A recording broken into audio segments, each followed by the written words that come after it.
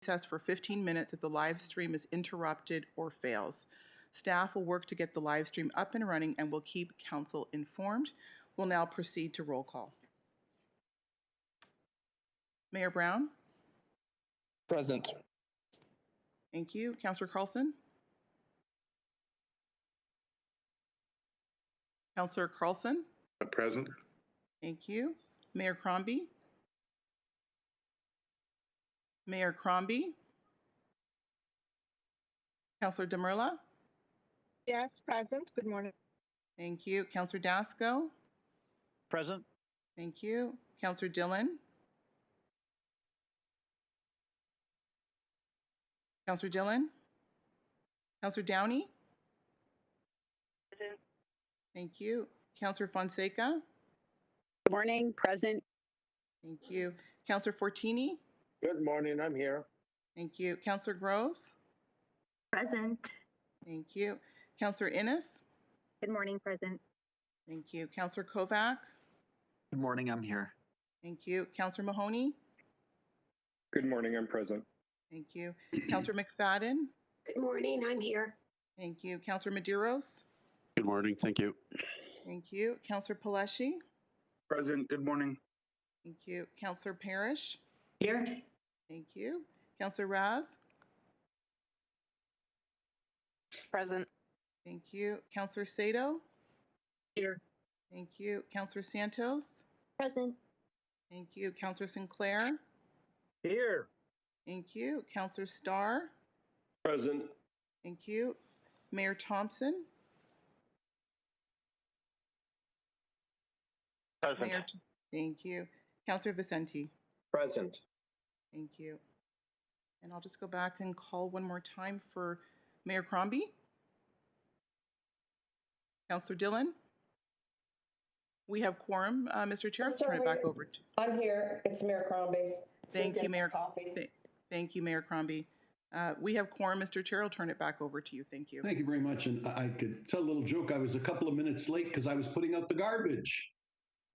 Because it really is garbage day at the Unica household and they're really picking it up. So a big shout out to everybody involved, from the workers that do the work, from the companies involved, from our staff, from the councillors who express so much concern. Wonderful to see our hardworking folks back to work and that we've reached a settlement on the garbage front. And so well done to all. There's a little early Christmas present, if you will. So congrats to everybody and well done. Let me now start also with our Indigenous land acknowledgement. We would like to begin by acknowledging the land on which we gather and which the region of Peel operates as part of the treaty lands and territory of the Mississaugas of the Credit. For thousands of years, Indigenous peoples inhabited and cared for this land.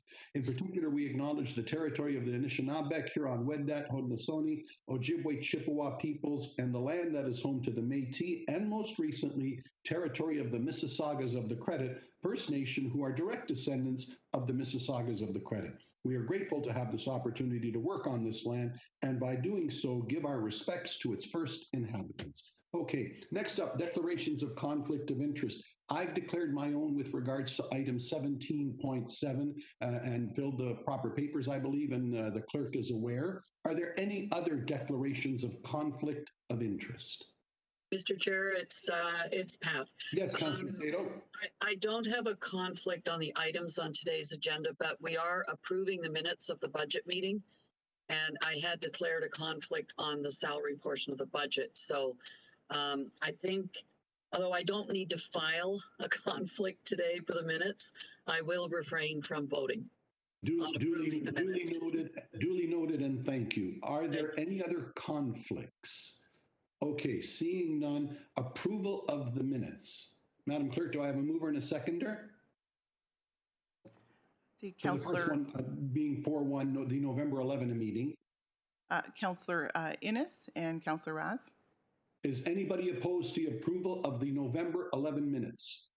Sorry, Chair Nando, it's Councillor Dillon. Just want to let Yes. you know that I had trouble logging in. I'm in now. Yes, Councillor Dillon, duly noted. You're here. I kind of thought I heard you at the outset, but yes, thank you very much. Councillor Dillon is present.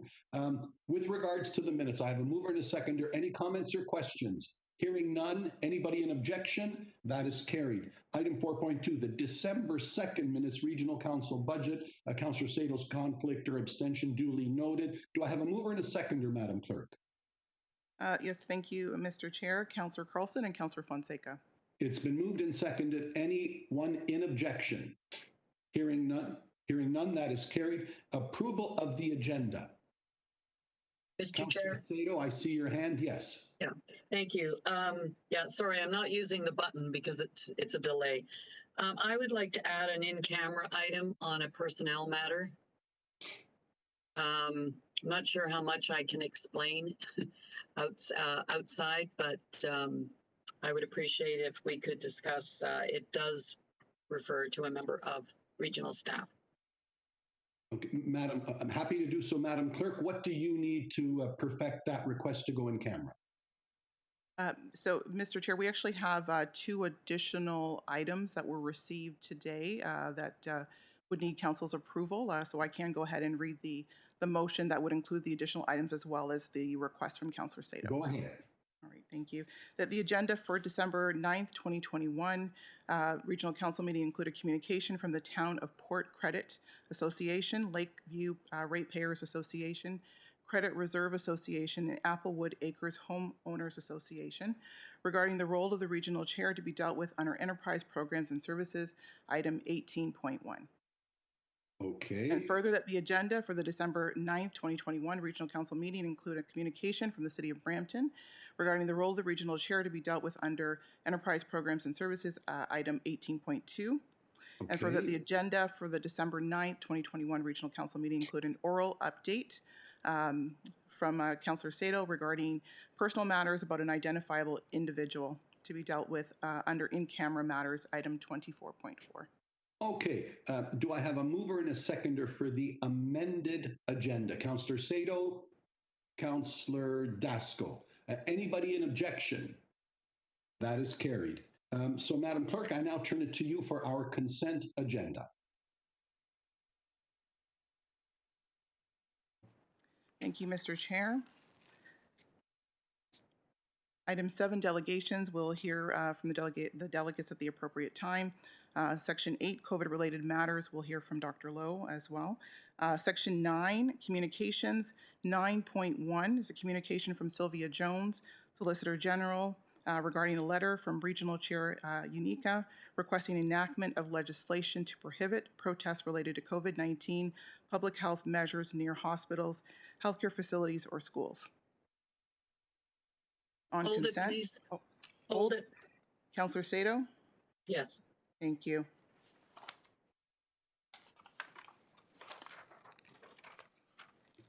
Item 10.1 is a staff presentation.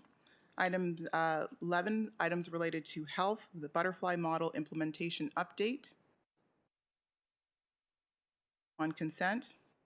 13, items related to human services. 13.1, housing with related supports, proposed contract increases and extensions. On consent. 13.2, regional supports and the impact to international students in Peel. On consent. 14, communications. 14.1, Janet Morrison, President and Vice Chancellor, Sheridan College, letter dated September the 16th, 2021, regarding Sheridan's commitment to international learners. On consent. 16.1, communication from Councillor Sinclair to the Credit Valley Hold. Is that Councillor Groves? Yes, it's Councillor Groves. Thank you, Councillor Groves.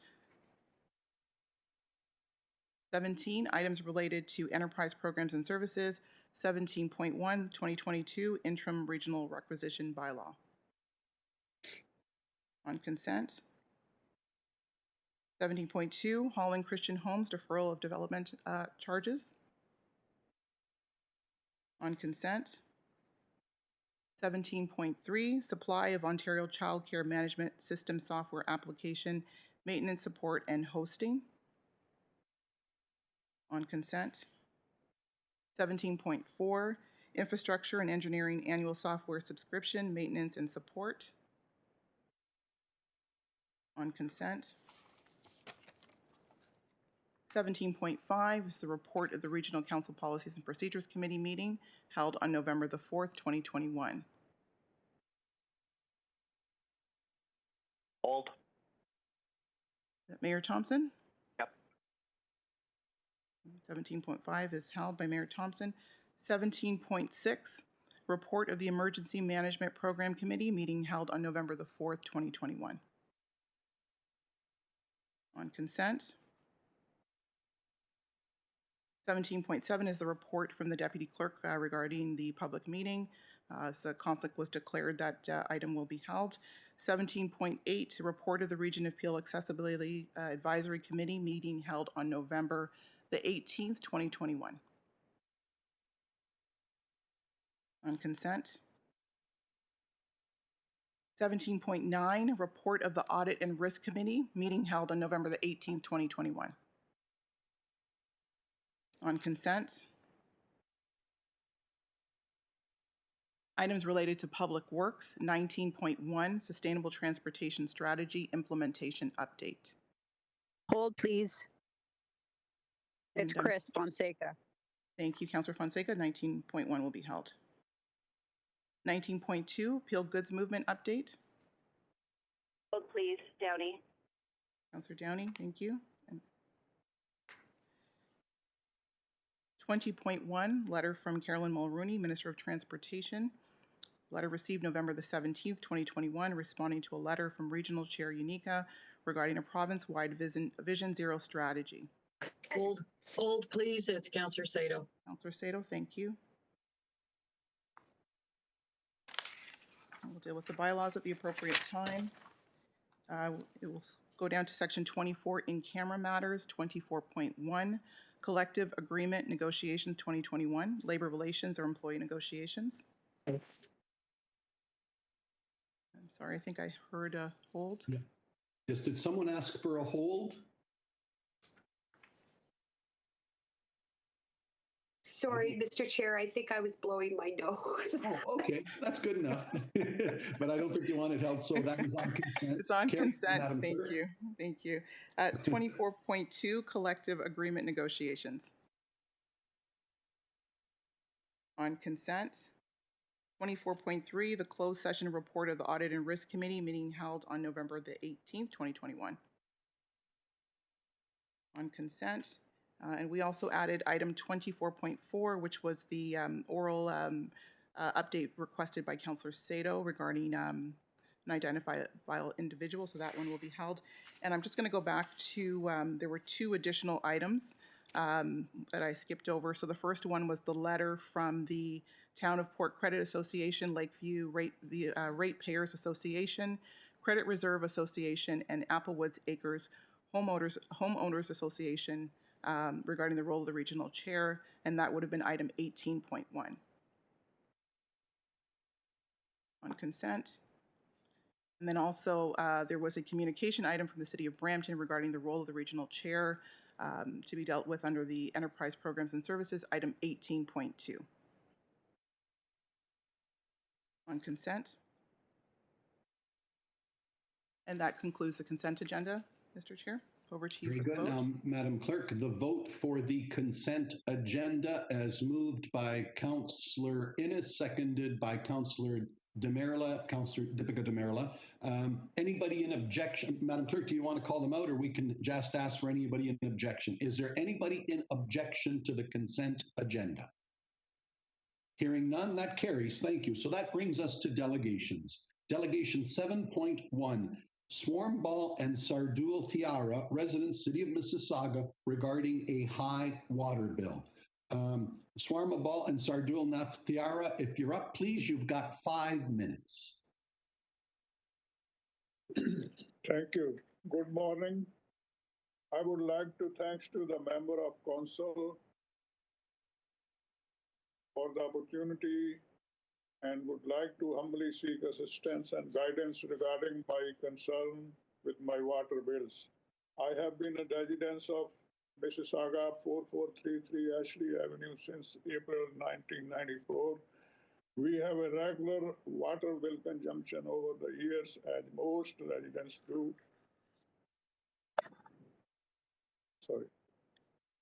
So consumption over the Here, as most residents do, minimal usage during the colder month and more usage in the warmer month because of garden and grass. For the billing period, May 4th, which cover 95 days, 2021 was charged 1175.77 with the usage of 428.55 M. This was alarming as I have historically never used this amount. I have tabled the average usage and billing amount for the last 4 years. Please see the Excel spreadsheet. Since then, I have done dye test to see if there is unknown leakage. The results show there was no leak. I have also checked the water hose on the property and all tapes. No leaking was found. I am both alarmed, concerned as how this bill reading is possible. Under any normal circumstances, it is near impossible for myself to reach this amount. The amount recorded was almost double the entire previous year usage. As you can see, I am a senior and long-time resident of Mississauga. During the pandemic, we have not gone any vacation, any other place. We remained at home. If there was any visible wrong, we would have noticed immediately. Now I have the very high water bill outstanding. It is both very difficult to accept and understand. The meter at the time was a very old meter, unlike today's meter. It could not pinpoint the exact time frame of the usage. I would like to know how this kind of consumption is possible. I would humbly request staff to allow me to pay the bill as per as previous year usage, because my bill was very high, and from last 4 years you have everything there, and the highest one in 2020 I have a 293.59 M whole year, and it's for 95 days in 2021, only for 3 months, that's 428. It's a double than amount I use. So kindly request and look at that. Thank you. Thank you very much for your presentation. I have a speaker, Councillor Kovac. Thank you so much. And through you, Mr. Chair, I want to thank the two gentlemen who are here this morning, Sardul Tiara and Swarn Ball, who is a member of Ward 4 and who I have spoken with. And it was a delight to speak with you a few times, sir, and to hear how long you've been living in the ward and how much of a good member and resident you are. Just reviewing the notes that you had provided, it was very surprising. You know, it caught me off guard. I was shocked by it because there looked like there was a major discrepancy between one set of months and another, or not another set of months in comparison to the rest of the year. And you go back and you look 2018 and you were only spending $590, 2019, $702, 2020, $859, and in 2021, 2,039 I have here. And it was that period there, it marked 95 days where it totaled $1,175 and a consumption of water of 428.55. And so it was not just interested in speaking with yourself, but also with staff at the region of Peel and in the billing department through water. They were able to share with myself some information that they gathered, and saying that they had been working with you since May, as I guess it had come forward at that time, and they had tried to take steps to ensure that there was no error on the meter or on the billing side. And so I was made aware of the fact that they removed your meter. Not sure the kind of the process that would be involved in that. And perhaps immediately after I'm done speaking, somebody from water can kind of speak to that and how reliable it is to remove somebody's meter, to bring it in for evaluation. I think that would be helpful. And that apparently it appeared that the meter readings were accurate and the bill was generated based on the meter readings. And then come July, the amount went back to normal, the water consumption amount, as well as the dollar amount that was accrued. So that would be sort of my question back to staff, if they could step in and provide a little bit of clarification.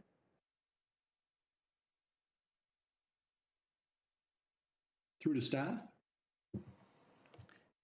Thank And if you. not now, is that to be referred back? Thank you, Mr. Chair. Keely Dedman, Commissioner of Public Works. I can respond to those questions from the councillor. Yes, the staff have been working with this resident since May.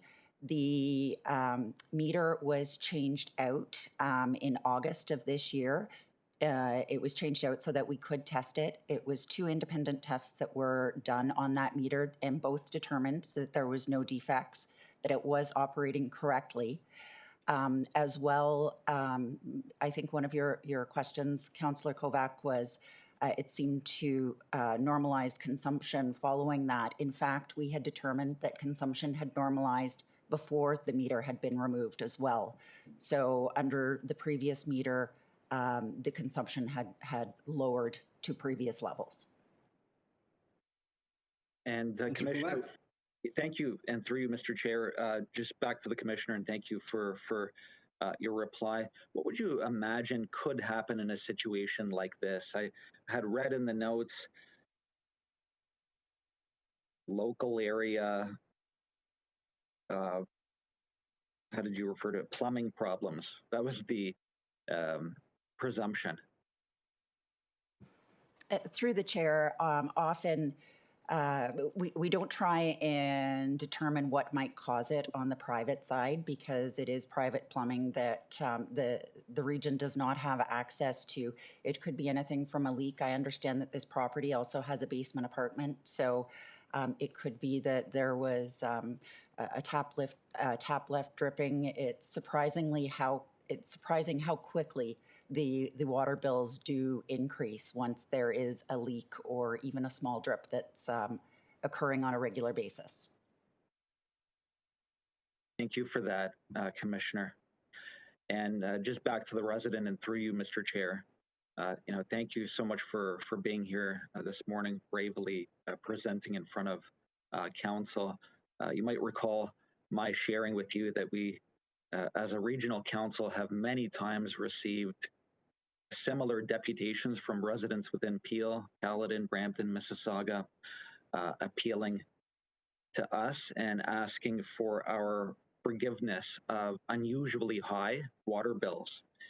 And it's not just that it's extremely difficult to substantiate after the fact, one way or another, but it was just to let you know that it is something that we've received a lot of, and that staff are continuing to look at to see how to best respond going forward.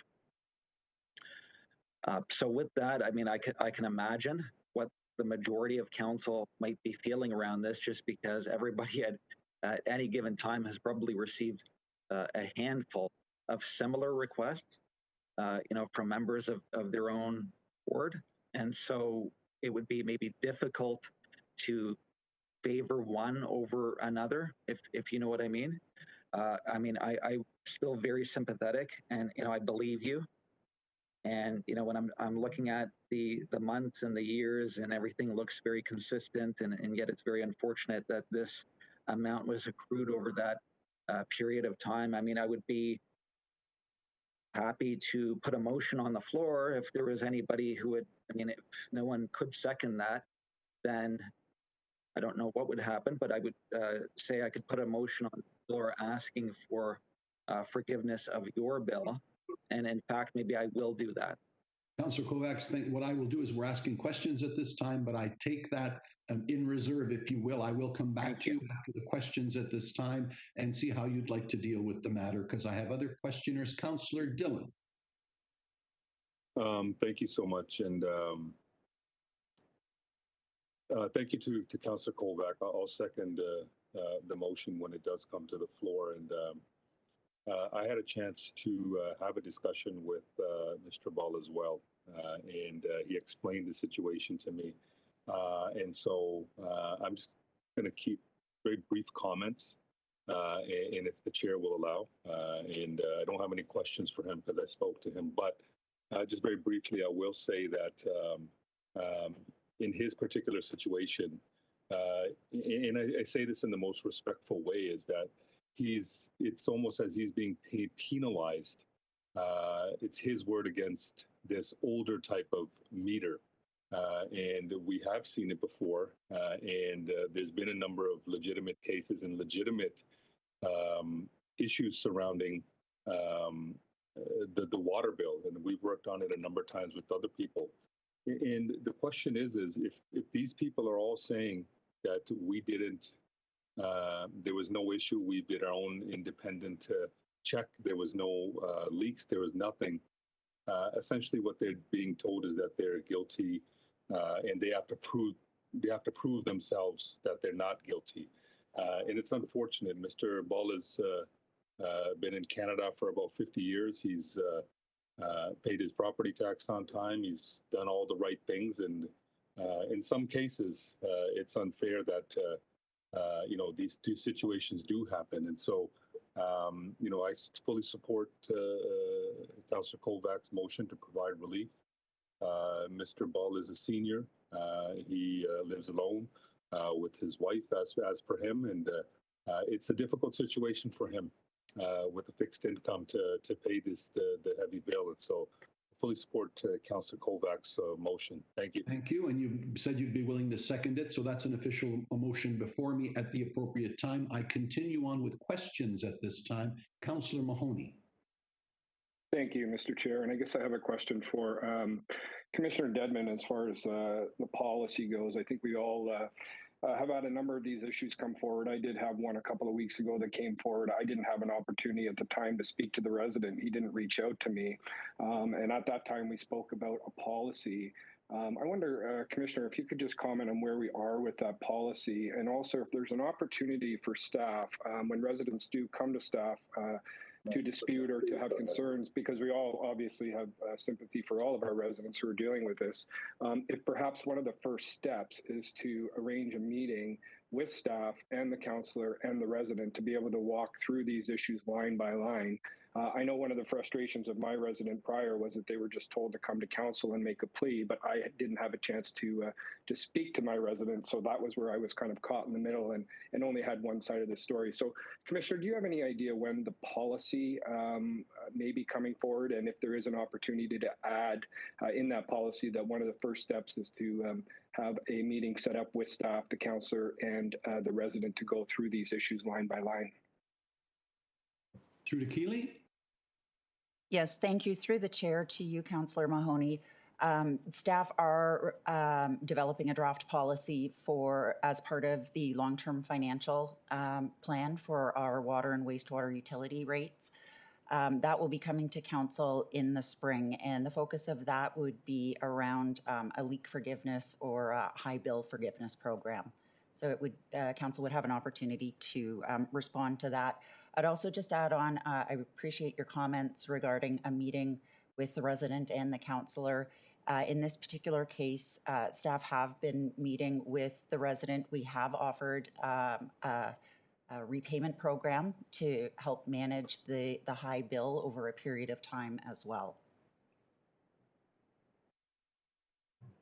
Thank you for that answer, Commissioner. And I also wonder if, because again, we do have numerous issues of this coming forward, and we have, it seems almost every meeting we have them. And again, we certainly sympathize with all the residents, but without the policy, I know in my situation it was difficult. Is there an opportunity through the policy to have residents come back retroactively? So if it doesn't get turned down necessarily, or if it gets turned down by council for residents when the policy is in place to kind of go back and revisit some of these issues. I mean, I felt, terrible a couple weeks ago for my resident. We did have a meeting and work things out, but this way, kind of giving residents an opportunity to say, let us put the policy in place and then come back. We can review it. We can, have a look at it and go through it there. So is there an opportunity to have these residents come back retroactively?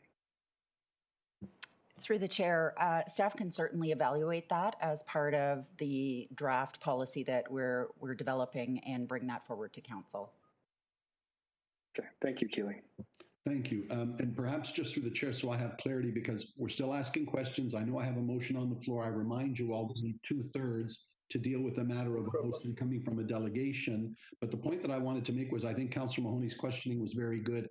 We are dealing with a policy on this matter. There's several that have come before. How are we going to deal with them as a one-off when those were moved along to be dealt with by the policy? If they would all be retroactively dealt with through a policy, I think we're being fair to everybody, which really means we should probably deal with the policy, but know that this gentleman and everybody else can then come back under that new framework. So if the chair and the staff could have clarity on that going forward as you continue with your questions. Councillor Fonseca. Thank you, through Mr. Chair. Councillor Mahoney basically asked my questions that I was going to ask. In particular, the retroactive forgiveness.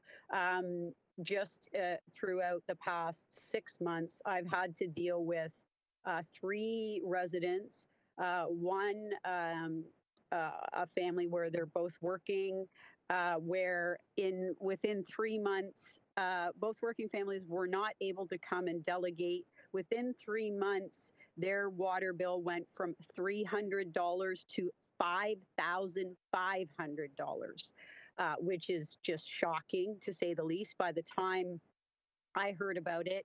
And to Keely's point, and thank you to regional staff, they had been in contact with the resident, but by the time I heard about it, it was pretty much, it was a couple of months later. They were just so in shock that the bill could jump that much. They did go through and have a third party come in and check their meter. They had to get their meter swapped out. But at the end of the day, we do need to have in place a forgiveness policy. They were not able to come and delegate because of their working schedule. I had 2 others, one at $2,700, one at $1,700, similar. So I just wanted to emphasize and echo that myself, I've been telling residents that we are in the process of putting a policy together to address this. If we could move that policy up, and if there's any way that we could look at that rather than the spring, more like in January, February timeframe, that would be greatly appreciated. And the question about retroactive, I would want to be able to take that back to residents, the residents that I have been in communication with that have had extremely high water bills. So thank you very much. Yeah, and well said. Councillor Sato.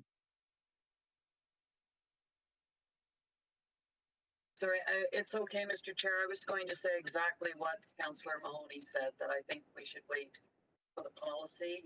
That's a policy that I had asked staff to bring forward a year ago. And I would hope that that would be coming very early in the new year. Thank you. Okay, thank you. Councillor Fortini, do you have a question of the delegate? No, just the staff, Mr. Chair.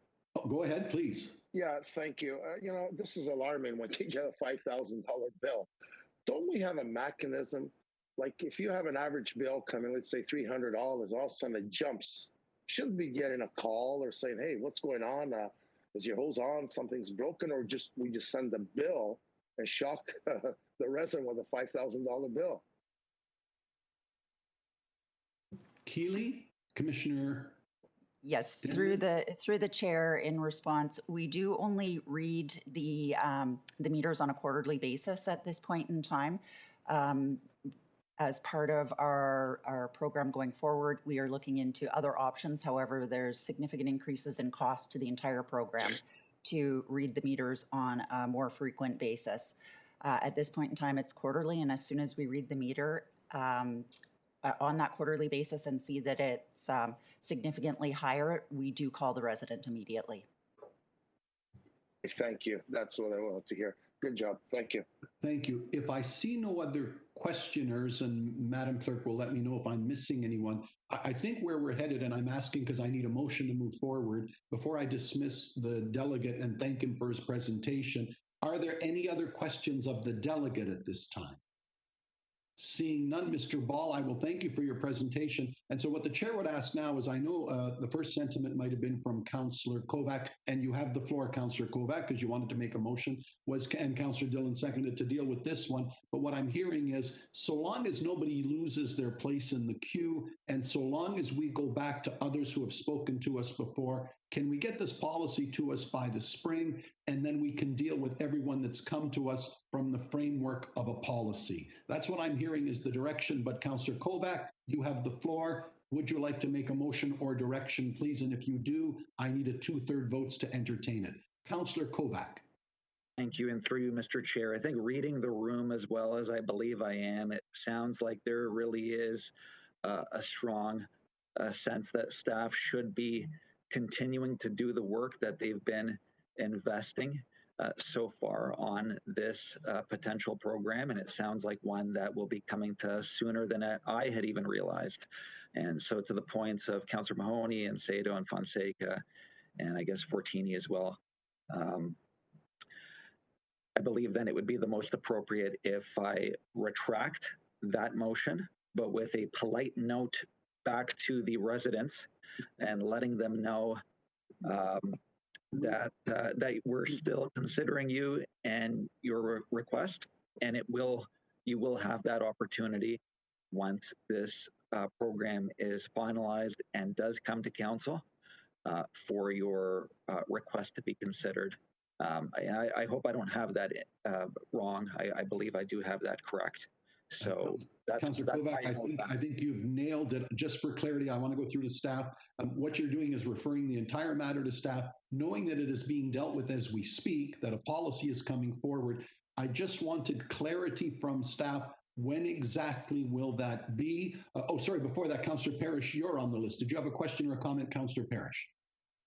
Yeah, I just wanted to add to what Councillor Kovac is saying, in that we don't charge interest on the missed payment until this whole thing is settled with a new policy. I think that would be a bit of a message to the delegate today that we're listening.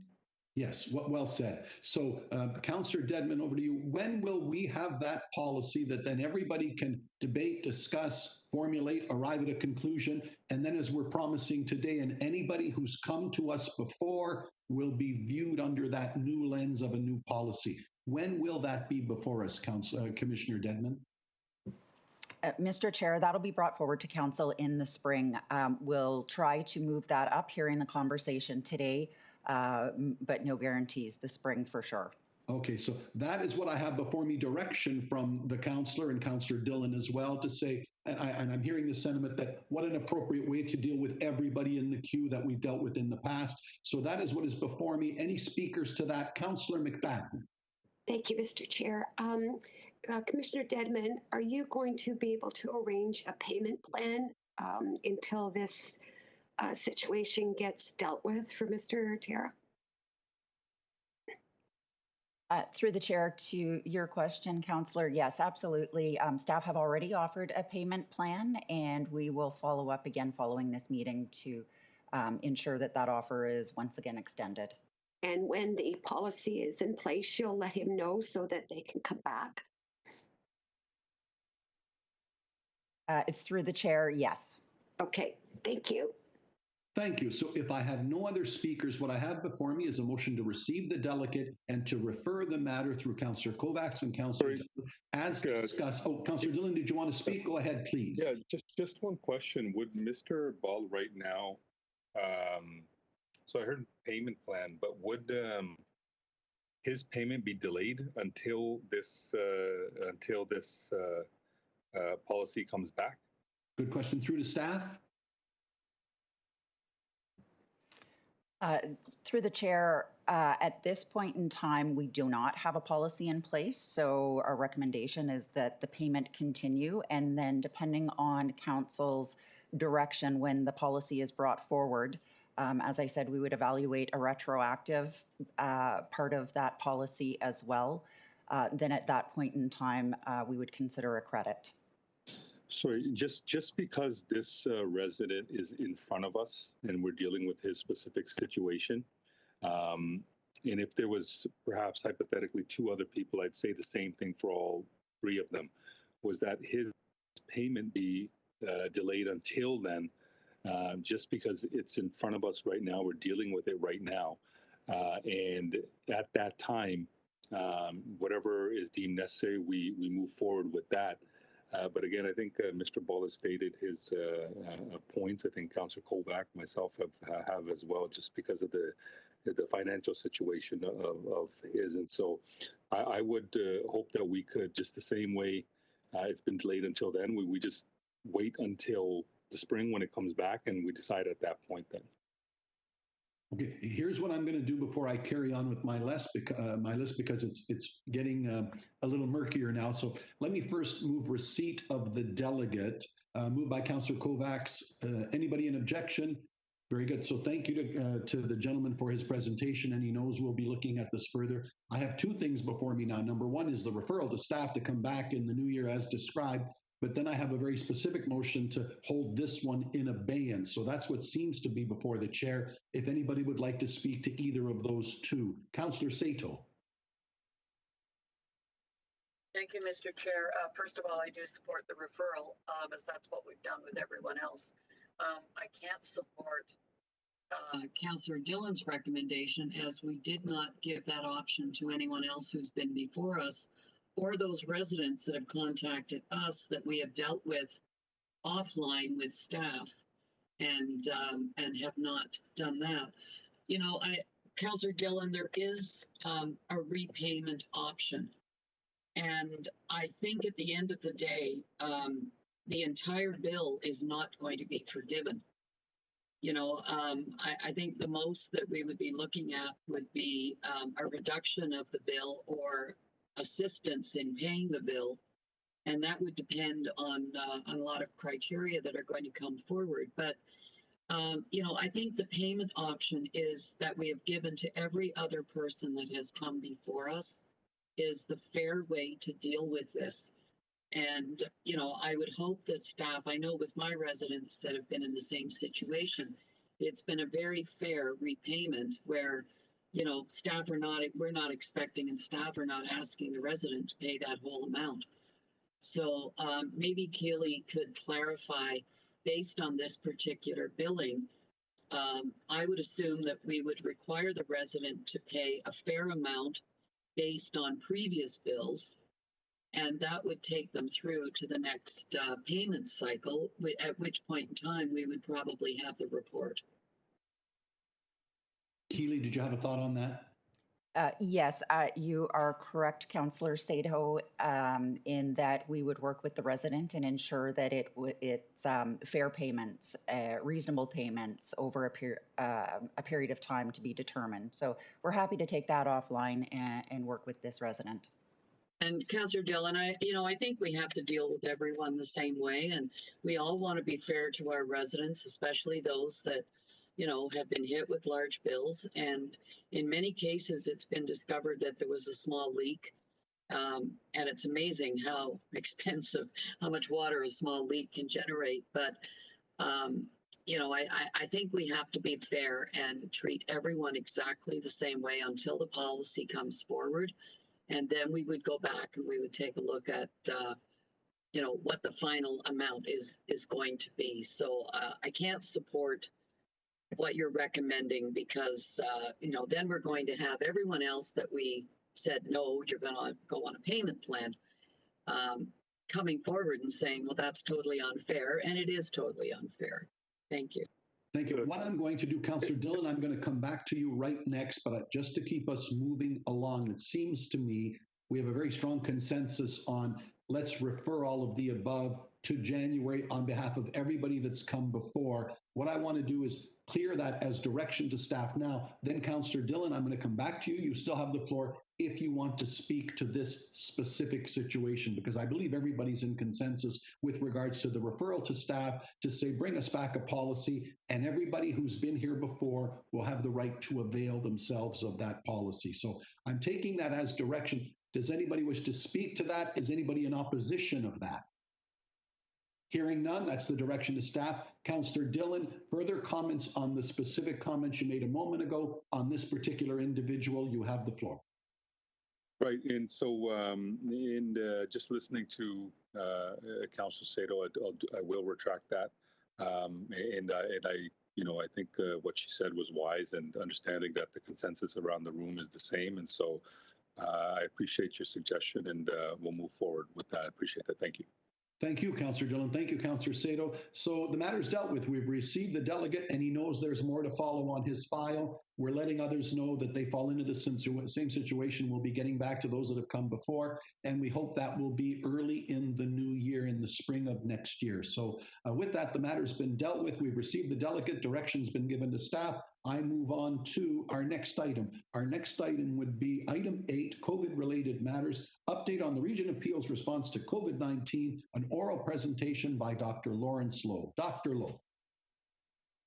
Thank you, Mr. Chair. Good morning, and good morning to all of you regional councillors through the chair. Thank you for the opportunity to present another update on our COVID-19 response. As we bring 2021 to a close, a year filled with navigating changes and uncertainty, I am pleased to announce today that we have achieved the impressive milestone of vaccinating 90% of Peel residents aged 12 plus with a first dose. The achievement of this milestone reflects Council's continued and ongoing commitment and the work and collaboration with hospitals, primary care, pharmacies, and many community partners, as well as our whole community that has come together collectively to keep each other safe. Despite our success, however, we do need to continue our efforts to control the growing resurgence of Delta cases and new variants that have emerged in recent weeks. At this point, COVID-19 rates continue to increase across Ontario.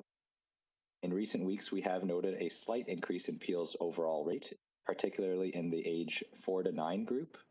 However, our rate does remain lower than the Ontario average overall.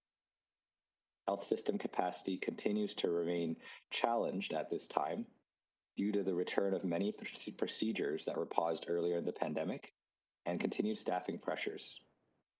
Thankfully, though, admissions for COVID-19 remain low at this time. It's important to note that while the number of outbreaks overall have dropped, we are continuing to see COVID-19 outbreaks occur in settings where there is a higher risk of close and prolonged contact, as well as in settings where there are larger numbers of susceptible individuals, most notably in our elementary schools. The picture of outbreaks in elementary schools speaks to the importance of getting our 5 to 11s, our elementary school-aged population, vaccinated as soon as possible in order to preserve in-person learning and to protect these youth, and also the importance of continued vigilance across our community with holiday gatherings increasing.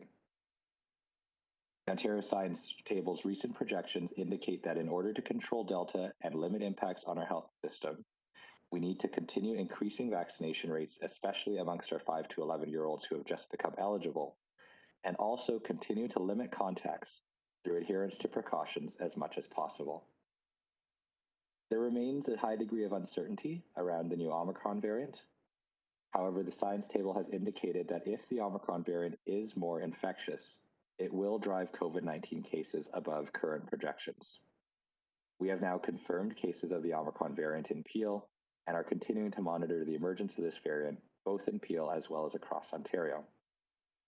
Reporting of Omicron cases that are detected in our community will be taking place on our dashboard, as with all other variants that have been reported throughout the pandemic.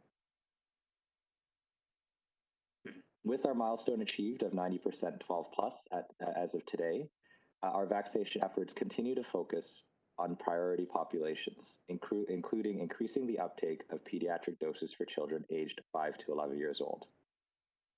Vaccinating our children 5 to 11 years old is ultimately first and foremost about protecting them and providing certainty in preventing rare but severe outcomes, and also providing them with certainty in their interactions by reducing outbreaks and exposures in school, in family and friends gatherings, and elsewhere in their activities in our community. To achieve this goal, we have added 27,000 more pediatric appointments within our fixed clinics and 5,000 additional appointments within school clinics, which are available through the next 8 weeks. We encourage all parents of children aged 5 to 11 to bring back certainty to their children's lives in terms of health and interactions by accessing this protection without delay. Boosters and third doses also continue to be recommended and are available for eligible residents. And recent communication to Council on December 2nd outlined the expanded booster eligibility in accordance with provincial protocol to adults aged 50 plus, which will be starting booking on December 13th. There are some residents who have been eligible for some time for the first 2 doses and remain unvaccinated. We continue our outreach efforts to ensure that these individuals are accessing protection as quickly as they can. And we also appreciate Council's ongoing support to help promote protection for our eligible residents 5 and up. Access to vaccination will be maintained throughout the holiday period, and we encourage residents to visit peelregion.ca/COVID-19 vaccine to learn about offerings this month across all distribution channels. In respect of public health measures, a recent communication to Council has referred to detailed additional provincial and federal measures that have been introduced against COVID-19 and its variants, including containing the Omicron variant at the border and the potential extension of vaccine passport programs at the provincial level.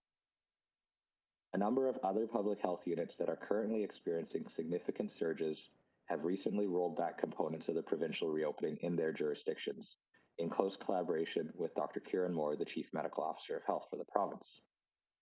As we have throughout the pandemic, Peel Public Health continues to closely monitor the data in Peel to inform considerations at the local and Greater Toronto and Hamilton area level regarding the need for any future additional measures while balancing impacts in the community, and we will continue to keep Council apprised if our situation changes or evolves. Finally, in consultation with CAO Baker and Commissioner Polsinelli, starting in January 2022, oral COVID-19 updates to Council will be scheduled once a month. Other communications to Council will continue through regular channels, including the weekly Council emails and others on an as-needed basis. At Council meetings where oral COVID-19 update is not anticipated, Councillors may consider bringing inquiries as necessary through the Councillor inquiry process. I want to reassure you that despite this change in reporting, we do remain vigilant, and we do recognize that we are still in a sustained emergency. And for that, I would like to thank Council for your continued support as we work together to keep our community safe and continue our fight against COVID-19. To conclude, as we approach the holiday season, I have some tips for safe ways to celebrate and reflect during the end of year. Firstly, as always, keeping celebrations virtual or outdoors is the safest. However, we do recognize that if individuals are hosting or attending private gatherings at home or indoors, we strongly recommend the following. Please don't attend a gathering if you are sick, even in the slightest. Stay home and get tested instead. Limit guest numbers as much as possible and within the provincial limit of 25. Fewer people is lower risk.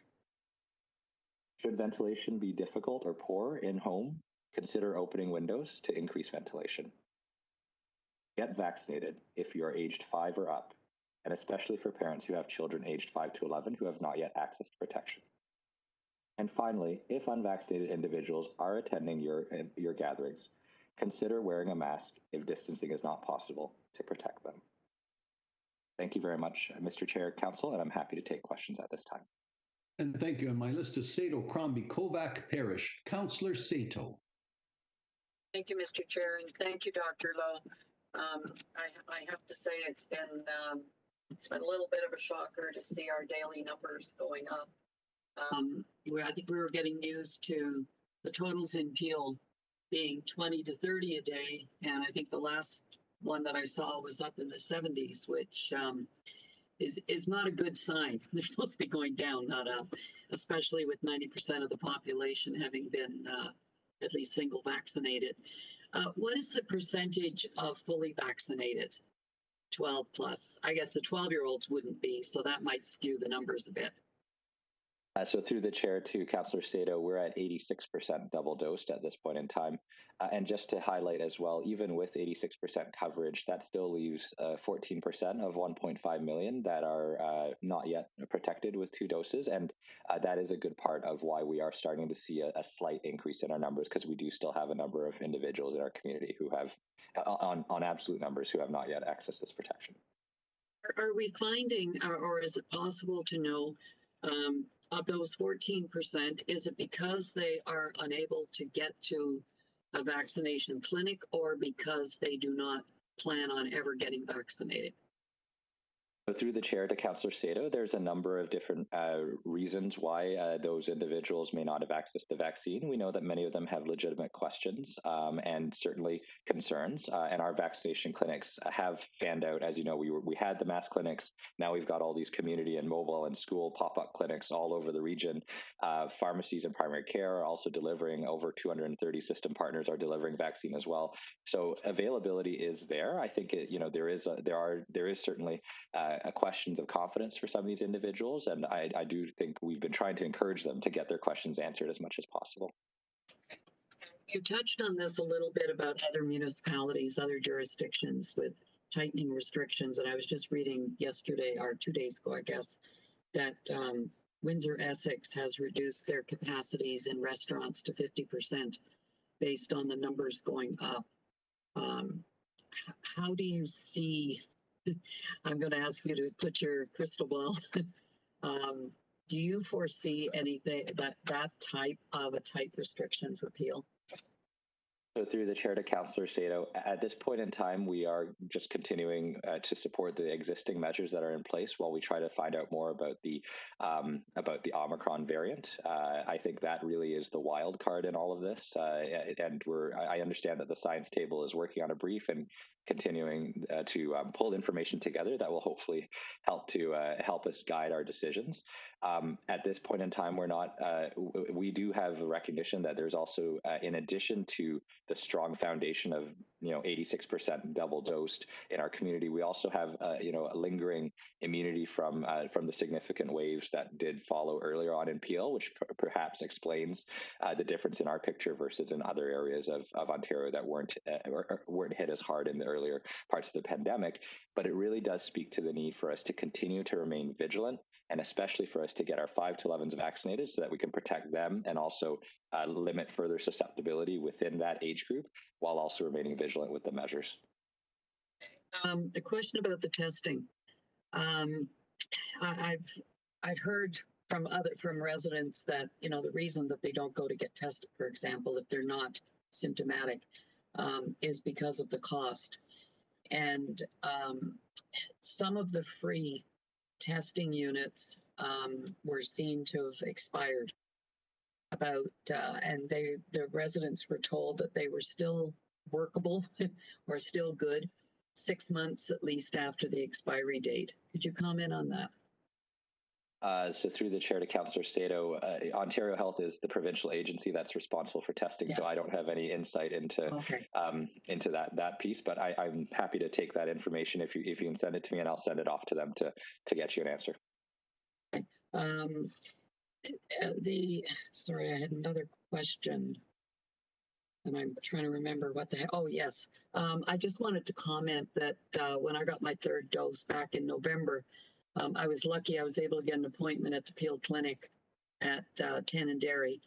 And I want to say that going in on a Saturday night, just before closing, I was quite impressed with the number of people who were there, many of whom did not have an appointment, and how well staff and the volunteers handled it.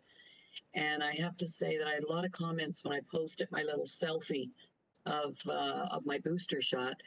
The comments, I hadn't realized that behind me was the sign telling people to please not be abusive and etc. And I had so many residents comment on how sad it was that we had to post signs like that within our vaccination clinics. And some of the stories that I heard of people abusing staff because they didn't want to go out the exit door that they were asked to go out and created a big fuss and things like that is quite shocking. So I appreciate that staff was keeping their cool in times like that. I wonder if I could ask you to comment on, Mr. Chair, it's the one I held. I can't find my piece of paper. I think it was 9.1, which was the response to our motion that we passed, asking the province to make it illegal for people to protest blocking hospitals, vaccination clinics, etc. Sorry, my screen's closed, so I can't read it. The letter from the province, the response from the province is basically a thanks for your letter, we're not going to do anything.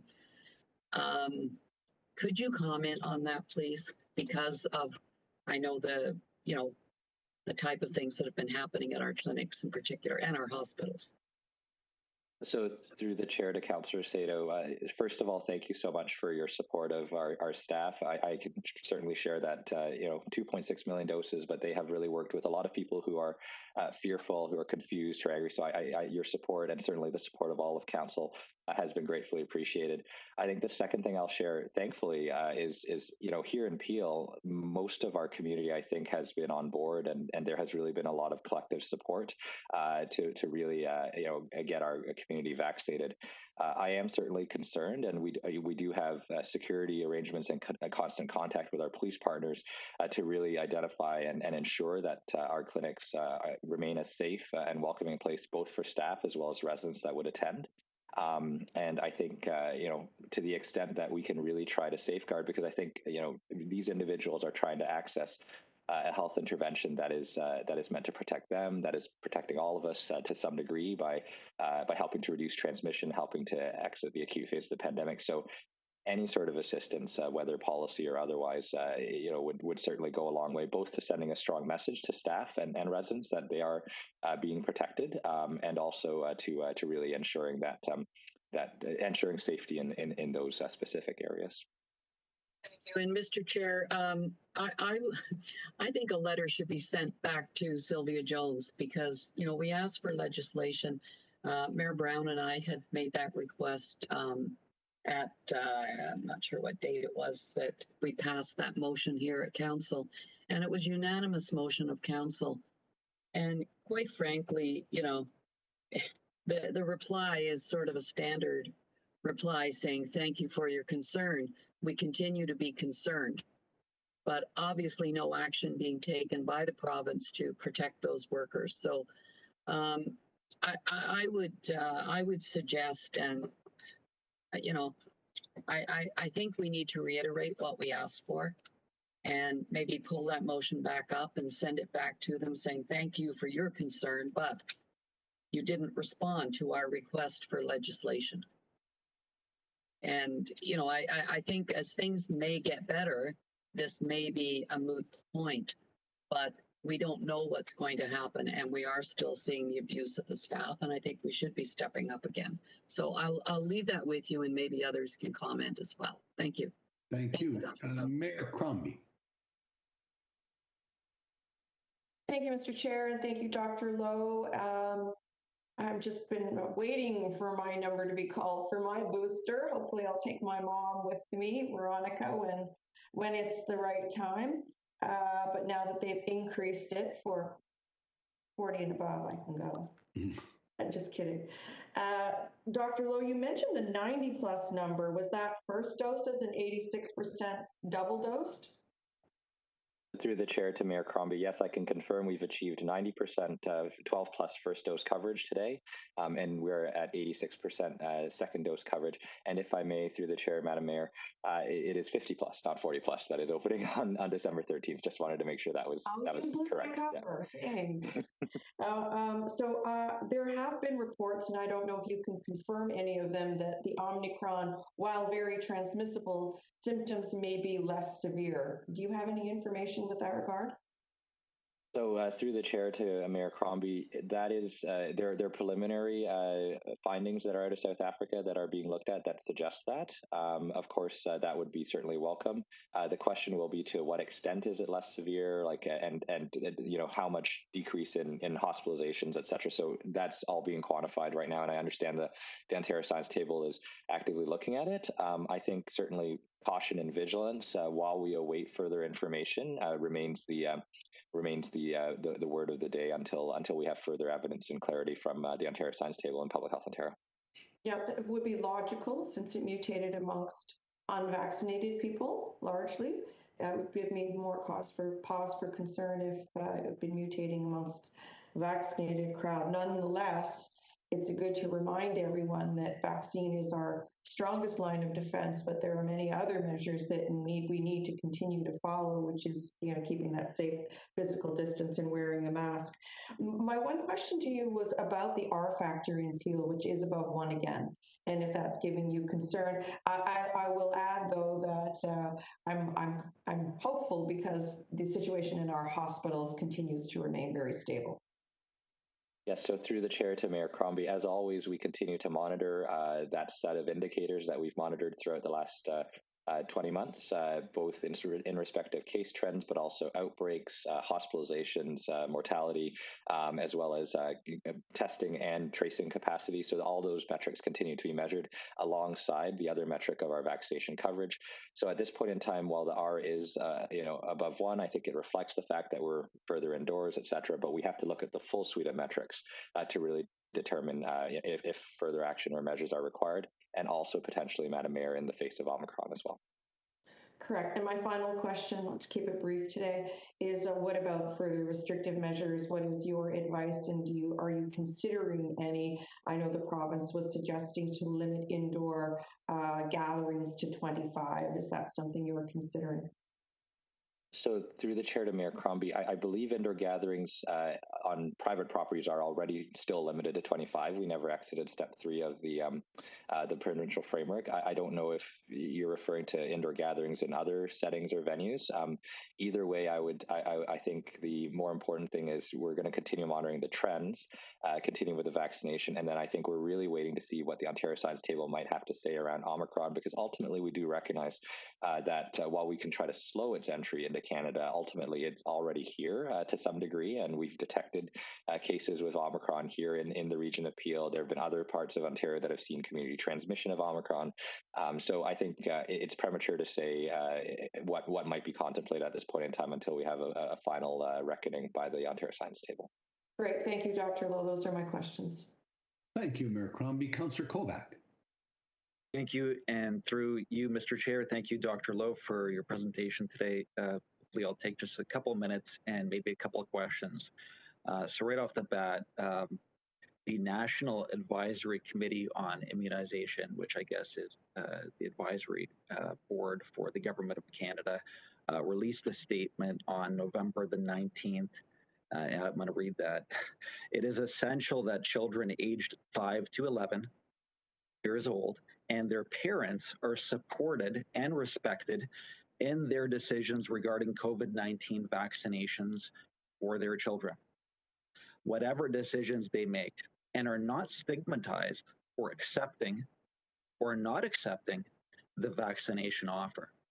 It is not justified to vaccinate children only to benefit others. The overall safety and effectiveness data are limited for children. That's November the 19th. That is the NACI Advisory Board to the Government of Canada. I'm just going to quote now very quickly Dr. Jennifer Grant. She's an infectious diseases physician out of the University of British Columbia, clinical associate professor at that university's Faculty of Medicine. She said, finally, we need to think very carefully about how we approach vaccination in the very low risk parts of the population, particularly children. The FDA deliberations last month included significant concern that applying the same criteria to this very low risk population as is applied to other groups. And as we saw throughout November, I charted November 11th to the 29th, 0 hospitalizations of children aged 5 to 11, despite Dr. Kieran Moore claiming that we've seen hospitalizations increase in this age group. So that's the Public Health Ontario data that I'm going off of, 0 in between that time. The FDA advisory panel, we probably all know, we're deliberating, and it was a difficult decision. And you had people like Dr. Eric Rubin at the table, and even though the FDA panel approved it 17-0, that was on October the 26th, it was a difficult decision, and they weighed it from every angle. But Dr. Eric Rubin, who is a professor at Harvard University and the editor-in-chief of the New England Journal of Medicine, said, look, it's a much tougher one, I think, than we had expected coming into it. We're never going to learn about how safe this vaccine is unless we start giving it. So a lot of what I just shared is my concern. It's of the concern of parents. And I mean, the way I've laid it out, how could it not at least catch you in such a way where it gives you at least some pause for concern? So ... I'll leave you with that. My questions are, number one, according to Ontario Healthcare Consent Act 1996, my question is, do vaccination clinics require parental consent to vaccinate children as long as informed consent is obtained directly from the child? I don't know what the answer is. So through the chair to Councillor Kovac, there is a very detailed consent process that is taken together with the child and the parents at all of our vaccination clinic for vaccinations that are occurring in this age group. Thank you for that, Dr. Lowe. And then just secondly, maybe to speak to Councillor Sato's comments respectfully, she asked kind of from what angle are people who are maybe not taking the vaccine or don't want their children to get it, where are they coming from? Well, some of what I laid out hopefully will give you an idea. Obviously, there are people who are anti-vaccine, right? There are people who are anti-mandate. There are people who fear adverse effects. They fear the unknown. When the science is evolving, and the science does evolve, we know a little bit more now than we did last week, and so on and so forth. That can give some people, let's say, pause for concern. There are people who are straight up suspicious of big pharma, the pharmaceutical companies, and their extremely aggressive lobbying abilities and power. On October the 18th, Pfizer officially requested that Health Canada approve the vaccine for kids aged 5 to 11. That was reported by CP24. November the 2nd, CP24. Pfizer expects COVID-19 vaccine sales to reach $65 billion by the end of 2022. This is their cash cow. And we should not deny that they are going to push and that they do have influential lobbying abilities. Now, I respect and trust Health Canada more than I do a multinational corporation, so I don't want you to think that I don't. I absolutely do. But there are people who have medical exemptions, and so they can't get mRNA, or it's suggested that they do not, or that they do not get one of the viral vector ones. And you can call it brand shopping, but that's, there's a portion of people who are waiting for more options. So the day that Health Canada approves Novavax or Covaxin or Medicago or one of those, you'll open up another segment of people. I don't know how large that is, but you will. My final question, and this is with regard to Pfizer and Moderna. For the last bunch of months, we were describing them as equal. We were encouraging mixing and matching. And yet we know Moderna has 100 micrograms of the RNA for adults. Well, really 12 and up. If you want to call a 12-year-old an adult, by all means, 100 micrograms. And Pfizer is 30. So that's a difference. For children aged 5 to 11, it's 30 micrograms for Pfizer, Moderna 50. And they're talking about for children 4 and younger, Pfizer is going to use as small as 3 micrograms, but Moderna is looking at 25 micrograms. We saw multiple Nordic countries suspend or pause Moderna. We continue in Canada to encourage mixing and matching. So I think are they interchangeable? I'm not sure that they are. And if they are not, then maybe we should change up our tactics. That is showing inconsistency, and there are people who are questioning that, and they're taking a step back. So I don't know if my question is, were we wrong to be suggesting over the last bunch of months that we mix and match Moderna and Pfizer, which are clearly different? So through the chair to Councillor Kovac, there's a few things that are factually incorrect in your statement. So in respect of Moderna and Pfizer, these are interchangeable on the basis of their mechanism. So they work the exact same way. They are both mRNA vaccines. Of course, there are slight differences in the formulation and the dosage because they are understandably made by two different pharmaceutical manufacturers. But the basic immunologic function in which the mRNA primes the immune system is the same, which is why they are interchangeable, and which is why, to some degree, that was the right call that was made here, especially during a time of significant scarcity.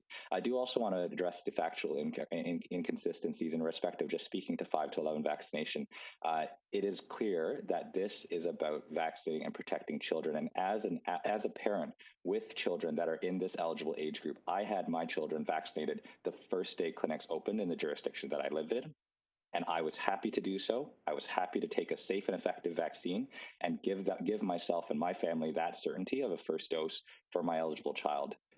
So I think it's really important to highlight, this is not about protecting adults by vaccinating children. This is about protecting children in the same way that we do influenza, especially influenza vaccine for children in the midst of respiratory season. Because I can remember the anguish of taking my children to hospitals when they're struggling for breath, when they can't breathe, when they're just the anguish of a parent seeing them sick with a respiratory syndrome. Because kids are miserable, and you may not get hospitalized, but you may end up in emerge, and it is certainly a terrifying thing for parents. So I think I really want to stress that getting children protected is first and foremost about protecting our children, and also giving them certainty so that they can continue in in-person learning, that they can actually continue with the knowledge that there is a reduced risk of exposure and transmission, especially with vulnerable family members. And just a quick report, thank you for that, because I couldn't agree more. The NACI, National Advisory Committee, says that it's not justified to vaccinate children only to benefit others. So thank you for that. As far as the factual inaccuracies, if what I said was completely untrue, we would have Moderna approved for children. We haven't yet done that. So again, they are slightly different. And it's micrograms that I'm talking about. I'm not saying that they're not both mRNA. They obviously are. Thank you. Mr. Chair, may I respond? Just to provide one fact that Moderna has applied for their vaccine to be approved, 6 to 11. However, each product does have to be reviewed in its due course. So it will eventually be approved for that age group as well, I imagine. Very good. Thank you. Thank you. Thank you. Councillor Parrish. Yes, thank you very much. I want to echo what Pat Sato said about the pharmacies. I got my booster shot on Sunday. It was booked Wednesday. The documents were filled out quickly. People were seated well apart. And the gentleman that was doing it, I don't know if he was a pharmacist, but he was like a jolly elf. He was just cheering older people up. I'm not older. And as he put the needle in, he said, it's going in, it's Pfizer, it's your third shot. Remember that. And then the document came out right away. So it kind of made me wonder, though, when I went out, it was Shoppers Drug Mart south of Dundas on Hurontario. We had the Vaxmobile in the parking lot, and there wasn't a soul going into it. So I'm just wondering if the day of the Vax van is coming to an end. What are your daily counts on those Vax vans, and what do they cost to keep in a parking lot? So through the chair to Councillor Parrish, maybe on that specific night it wasn't that busy, but I do know that the Vax van has been actually out and about and really well subscribed. I don't have specific numbers on that right now, but my team are happy to get that to you. The Vax van is a crucial component, especially reaching some continued pockets of unvaccinated individuals that we know especially are in South and East Mississauga, as well as accessing school clinics. So I think we will likely be maintaining that service for some time just to ensure that we have that mobility. And I'm not opposed to it because I was the one that was pushing for it way back when. I also want to address my grandkids. They're 9 and 11, and they are so excited to be getting their needles. One of them is terrified of needles, so he's suggesting he's going to cover his eyes and not look. but they've also convinced 2 sets of parents that live near them to take their kids. And the teachers in their school are telling the kids how important it is. And it reminds me of the anti-smoking campaigns when we taught kids in school how bad it was. They went home and lectured their parents. So Jesse and Leo have convinced a couple of adults close to where they live to take their kids and to get vaccinated themselves. So the program is working, and I think the kids are the linchpin for a lot of people. I used your numbers on 1.5 million. 14%, that's 210,000 people, including kids, I guess, that aren't vaccinated. So it's still working its way around. And I guess you have numbers, because I've seen them in the Star, that the vast, well over half of the people that are getting COVID are unvaccinated. So it's obviously working. I just want to thank you, and I wanted to compliment I guess Shoppers Drug Mart, I don't know if they're the only ones doing it, but they're doing a really good job. Thank you. Councillor Paleshi. Thanks, Dr. Lowe, again to you and all of your team. Still fighting the fight and putting in the work, and really appreciate everything that you're doing. Dr. Lowe, I wanted to ask you about something that I had heard and to see if there's any truth to it. The Omicron variant, from what I understand, what I was just reading is that it's kind of COVID's last kick at the can, where, and I don't know if the viruses are this sophisticated or not, but they kind of send out the last kind of kick at the can, where they put everything that they can into it. Viruses do this, and it can be more transmissible. I'm hearing that it's not as bad if you do get it, the symptoms that way, anyways. But from my understanding, it's kind of that last way to try and continue to live on through the viruses, and viruses tend to do this. Is there any truth to that? Through the chair to Councillor Paleshi, yes, in most instances, over time, viruses tend to evolve to coexist with humanity. Essentially, there is a recognition that a virus that is actually really severe and that causes significant mortality and kills its host, that's also an evolutionary dead end for the virus. That's what we saw with SARS-1.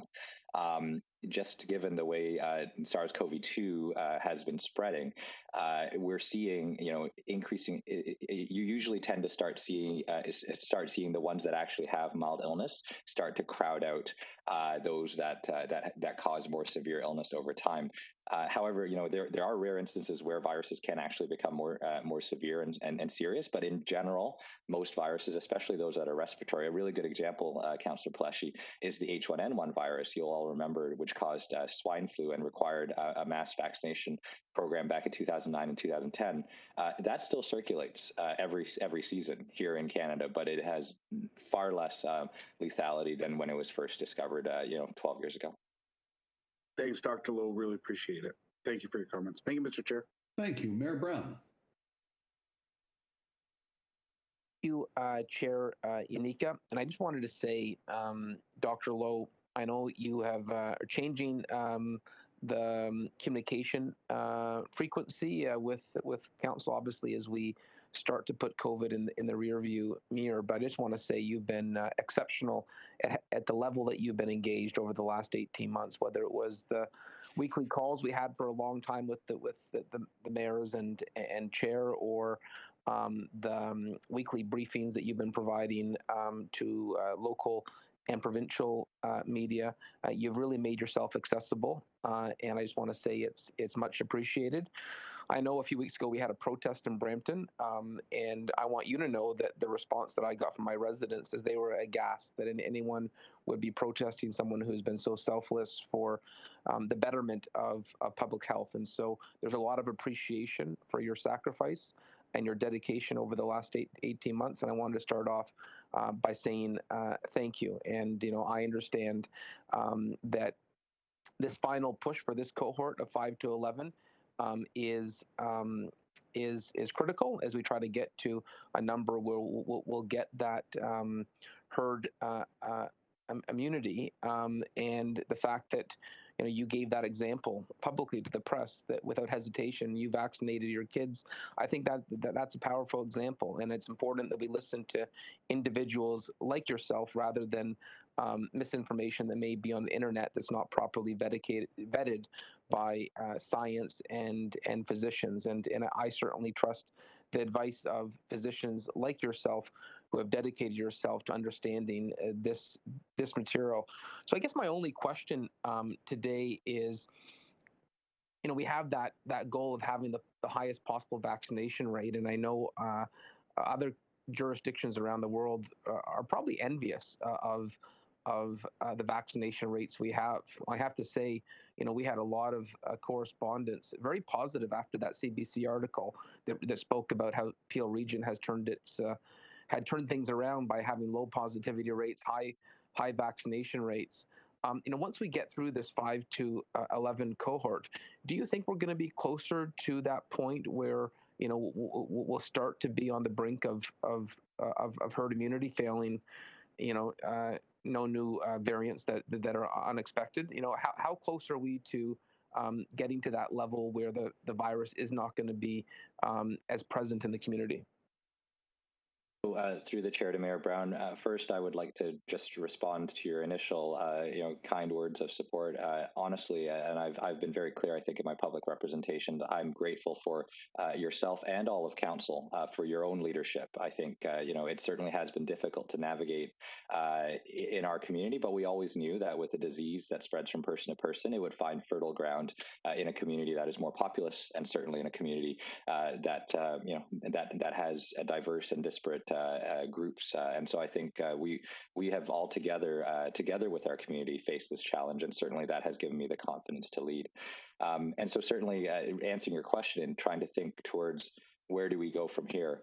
Once we're able to protect the 5 to 11s, providing protection to them as well as protecting all of us overall in the way that the collective effort of immunization keeps us all safe. We are going to be a little bit closer. There are still wild cards in the mix. Certainly, there are questions around third dose boosters. We know that NACI has recommended it for 50 over and has also suggested that 18 over. At the federal level, they've said that's something that we may want to look at to really try to put this in the rearview mirror. And our team has been actively planning for broader third doses of the general population to commence. And then there is really the wild card around Omicron. So is it really as infectious but potentially less severe as it is? How will that play into what ends up circulating in our community?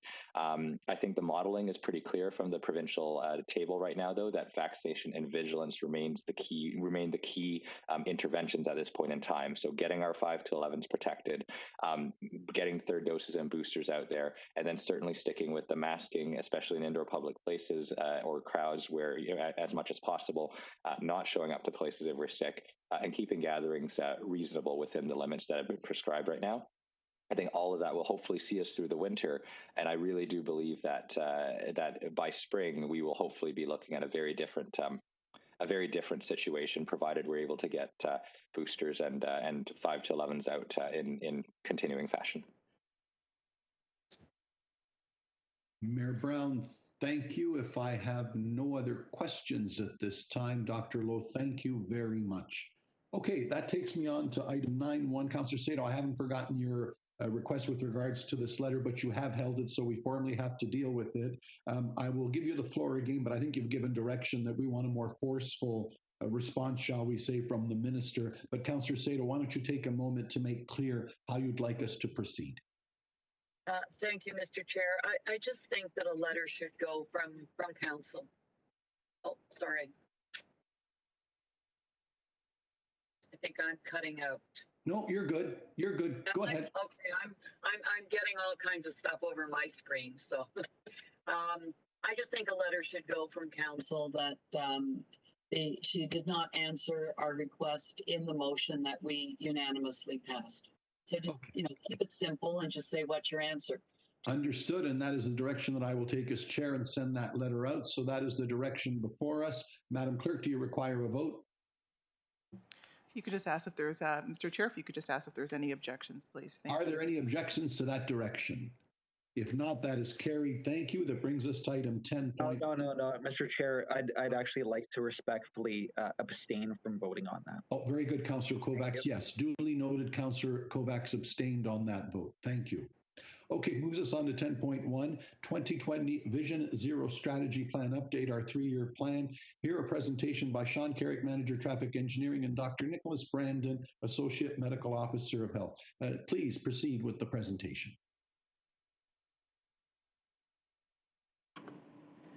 Good morning, Chair Yanika, members of council. I just wanted to mention that if you're following along on your own device or on a printed copy, the clerks would have sent out a newer version of the presentation this morning that has some very minor updates to it, and that this will be made available online Friday afternoon as part of the post-council agenda.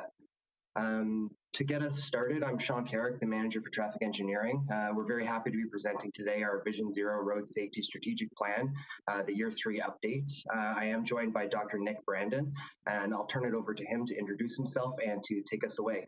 Dr. Brandon. Hi, thanks very much. I'm Dr. Nick Brandon. I'm one of the Associate Medical Officers of Health for Peel Public Health, and I'm happy to speak today about the Vision Zero plan and update. If we can go to the next slide, please. So Vision Zero is a framework that originated in Sweden, and it holds that no loss of life as a result of motor vehicle collision is acceptable. The council approved implementation of the Vision Zero Road Safety Strategic Plan in 2018, and this framework recognizes that safety is a priority, life, health, and safety cannot be exchanged for other societal benefits, and that the transportation systems are designed to be forgiving. Next slide, please. The implementing Vision Zero requires a paradigm shift in the way that transportation systems are designed, built, and operated. To support Vision Zero's aim of zero fatalities and injury collisions, Peel Region adopted the following vision and near-term goal. The vision is zero fatal and injury collisions for all road users and a 10% reduction in fatal injury and collisions by 2022 for the regional road network as a near-term goal. Next slide, please. To highlight the health impacts of motor vehicle collisions, they are one of the top 5 causes of serious injury among Peel residents. The rates of hospitalizations and death from motor vehicle collisions in Peel are lower than the overall provincial rates, and these have decreased over the past decade. Motor vehicle collisions are the 3rd leading cause of premature death from injury in Peel. I'm going to turn back to Sean now. And the next slide, please. Thank you. So the Vision Zero and the Road Safety Strategic Plan was adopted by Regional Council in 2018. And it does aim to eliminate traffic fatalities and injuries while increasing safe, healthy, and equitable mobility for all users. This is accomplished through evidence-based initiatives, public and stakeholder collaboration, and incorporating regional council priorities. The next slide, please. Road safety has to be integrated into decision-making processes, and as part of this Road Safety Strategic Plan, the Vision Zero Task Force was established and co-chaired with Peel Public Health, and this consists of members from the local municipalities, the Region of Peel, elected officials, police, and other stakeholders. The task force supports ongoing efforts to achieve the plan's vision and goal by ensuring that all opportunities to improve road safety are identified, prioritized, supported, and implemented. We definitely would like to thank all of our project stakeholders and partners that continue to support us and work to achieve our safety vision and goal. Next slide, please. Vision Zero identified 6 emphasis areas and over 100 countermeasures, which are designed to reduce the severity and frequency of collisions in each of those areas. Some of the countermeasures can overlap or effectively support multiple emphasis areas at the same time. Example of this would be if you're doing something to curb aggressive driving, that'll have a halo effect on distracted driving or intersection collisions. Next slide, please. So enhancing road safety requires a multidisciplinary, holistic, and an integrated approach. So the countermeasures and the action items developed in the Road Safety Strategic Plan represents the 4 E's of road safety. So engineering, which would be the changes to the physical roadway or infrastructure. Enforcement is enforcing the rules of the road. Education, these can be measures designed to change road user behavior. And then lastly, empathy. This helps all road users to understand the consequences of their actions. Next slide, please. So here's some of the more familiar countermeasures that are used in Peel. So this includes the radar feedback signs and the trailers, which helps bring visibility and awareness to people and also to how fast they are traveling. There's the cyclist cross rides, which provide a signal indication and a legal crossing at intersections for cyclists without them having to dismount and walk across. Traffic calming bollards is a newer one for us, and this consists of a flexible center bollard as well as edge bollards where the spaces permit. And what this does is it provides a lateral deflection, which results in traffic calming and a reduction in speeds. Lastly, there's the red light camera. This acts to ticket and reduce the number of vehicles running red lights, and therefore the number of intersection angle collisions or T-bone collisions. And I'll turn it back to Dr. Brandon for the next slide, please. Thank you. So this slide shows safety data trends for Peel Region for 2017 to 2020. The region gathers collision data from the Peel Regional Police and the Ontario Provincial Police Caledon Detachment. The trends shown here indicate total and the per capita number of fatal injury and property damage collisions. The numbers here represent only those collisions that are reported to the police services, and because of this, Peel Public Health's database numbers may differ from the traffic collision database. Also, this data only represents roadways under the jurisdiction of the Region of Peel. Overall, there continues to be a steady decrease in the total number of collisions, number of injury collisions, and the number of property damage collisions over time. However, it's important to note for the first time in 3 years, there was an increase of 29% in fatal collisions when comparing to the baseline year of 2017. This increased number of fatal collisions could be attributed to the significant decreased traffic volumes that were in 2020 that were a part of the COVID-19 pandemic and lockdown measures, which may have led to excessive speeding. This trend of increased fatalities for 2020 was seen all across Ontario, not just in Peel Region. Next slide, please. For the more severe motor vehicle collision-related injuries, the rates are higher among males and females and higher in older adults, meaning those who are aged 70 years and older for hospitalizations and 80 years and older for deaths. Next slide, please. The fatal and injury collision per capita trends for the 6 emphasis areas continue to show a steady decrease when compared to the baseline year of 2017. This includes decreases of intersection driving, aggressive driving, distracted driving, pedestrian collisions, and cyclist collisions. There was no change to impaired driving when compared to 2017, although it did decrease from last year. I'm going to turn back to Sean now. Thank you. And the next slide, please. So I'm going to quickly run through some program updates on automated speed enforcement, the school bus stop arm camera, micromobility, and also the red light camera. Next slide, please. So automated speed enforcement is a mobile or a permanent installation with a camera and equipment to capture images of vehicles which are exceeding the speed limit, and then ticketing the owner of the vehicle. The Region of Peel ASE program, pilot program, was implemented in the fall of 2020. Next slide, please. We will be reporting back to Regional Council in 2022 on both the pilot program results and the recommendations related to the future of an ASE program. And there were a total of 6 school zones in Caledon identified as candidate locations for the pilot. So far, we have rotated the camera through 3 of these school zones, with the next one being Caledon East Public School on Airport Road early next year. Next slide, please.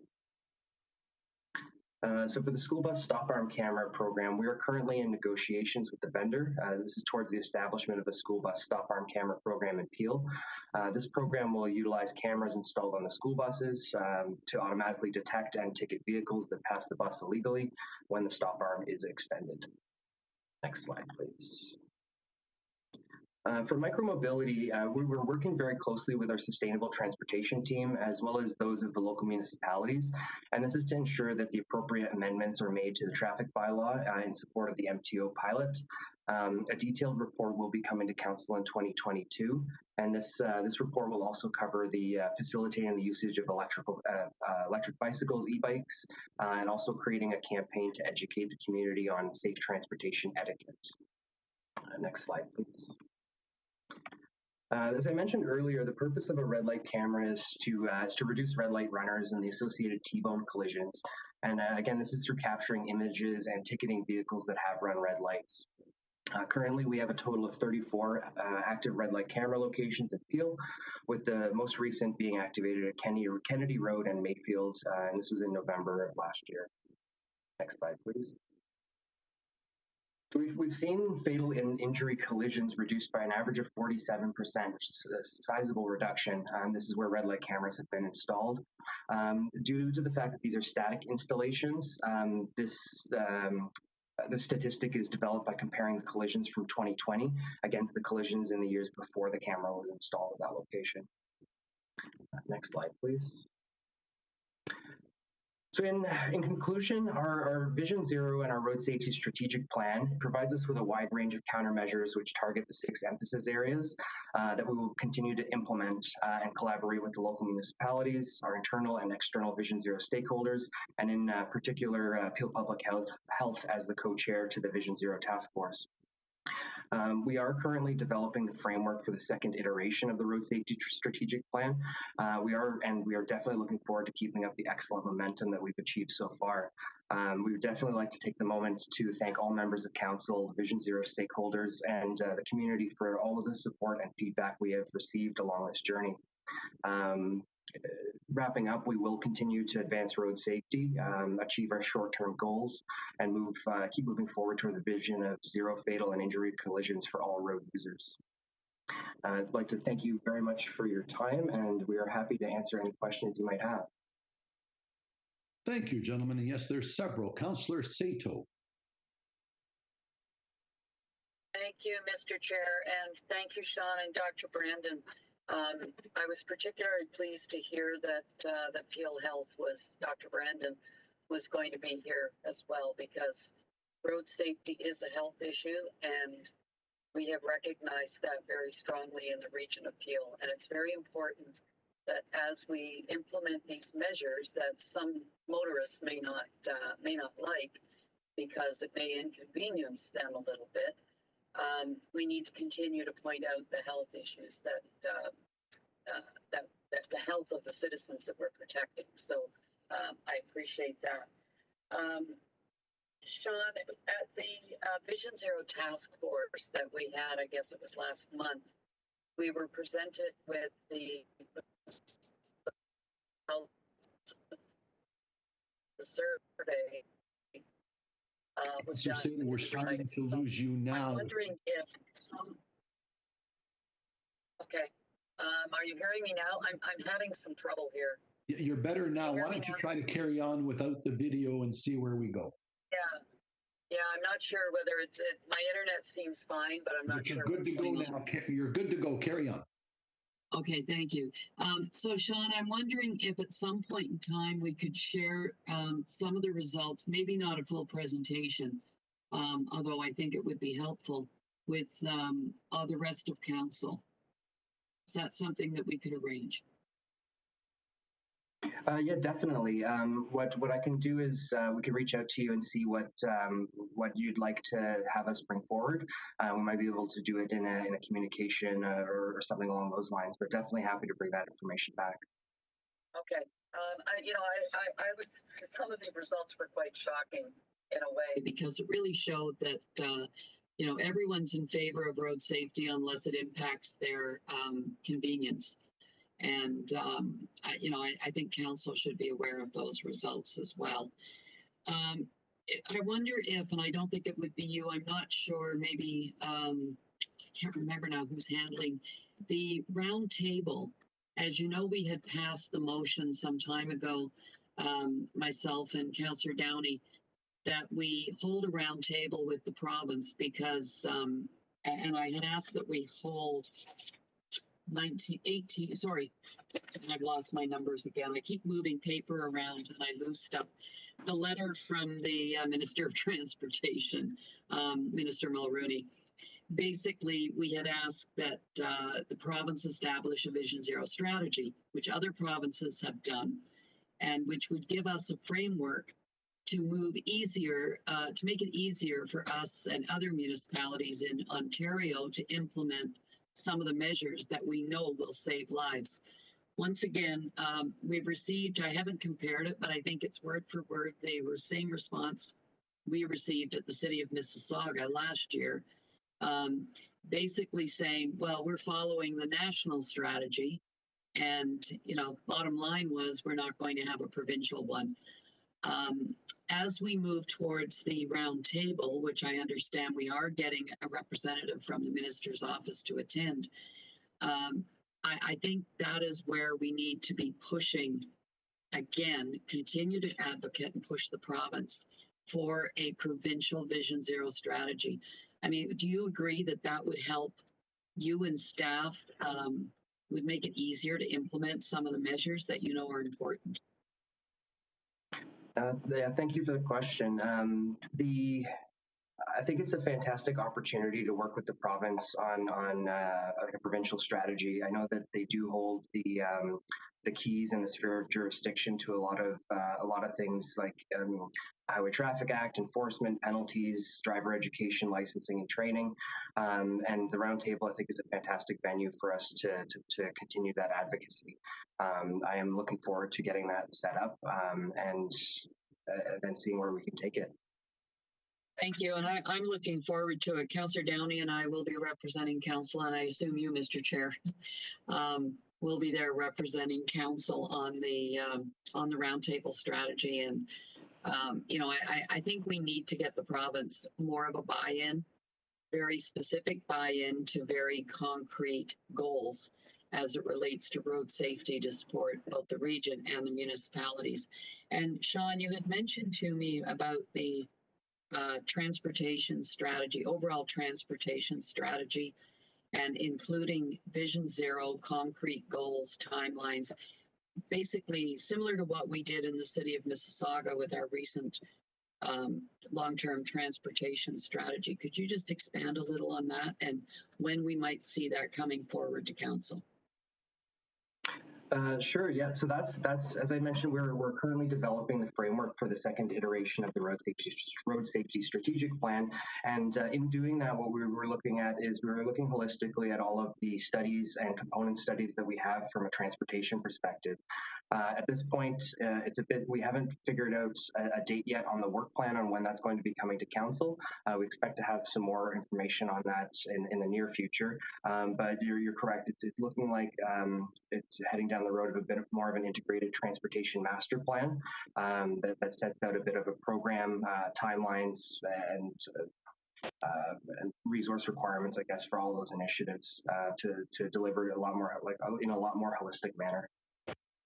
Thank you. And once again, when I attend the Vision Zero Task Force meetings, I am extremely impressed with the number of staff from all of the municipalities and especially in Peel who attend and the amount of work that is being done behind the scenes.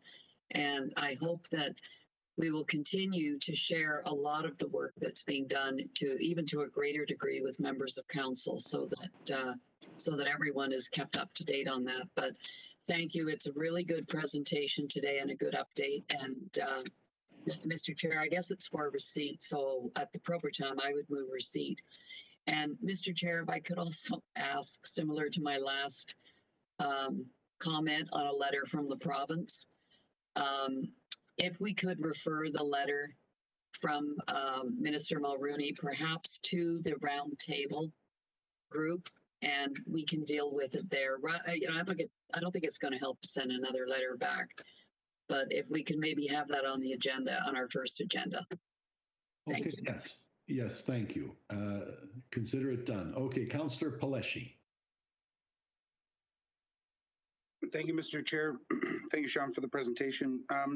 Sean, a couple quick questions. The camera that was installed at Kennedy and Mayfield, we were having some issues with people turning right on the red light and then getting that ticket. Have we fixed that issue? Thank you for the question, and through the chair. We've addressed the issue the best that we can. In that specific circumstance, it's the fact that the camera is operating correctly.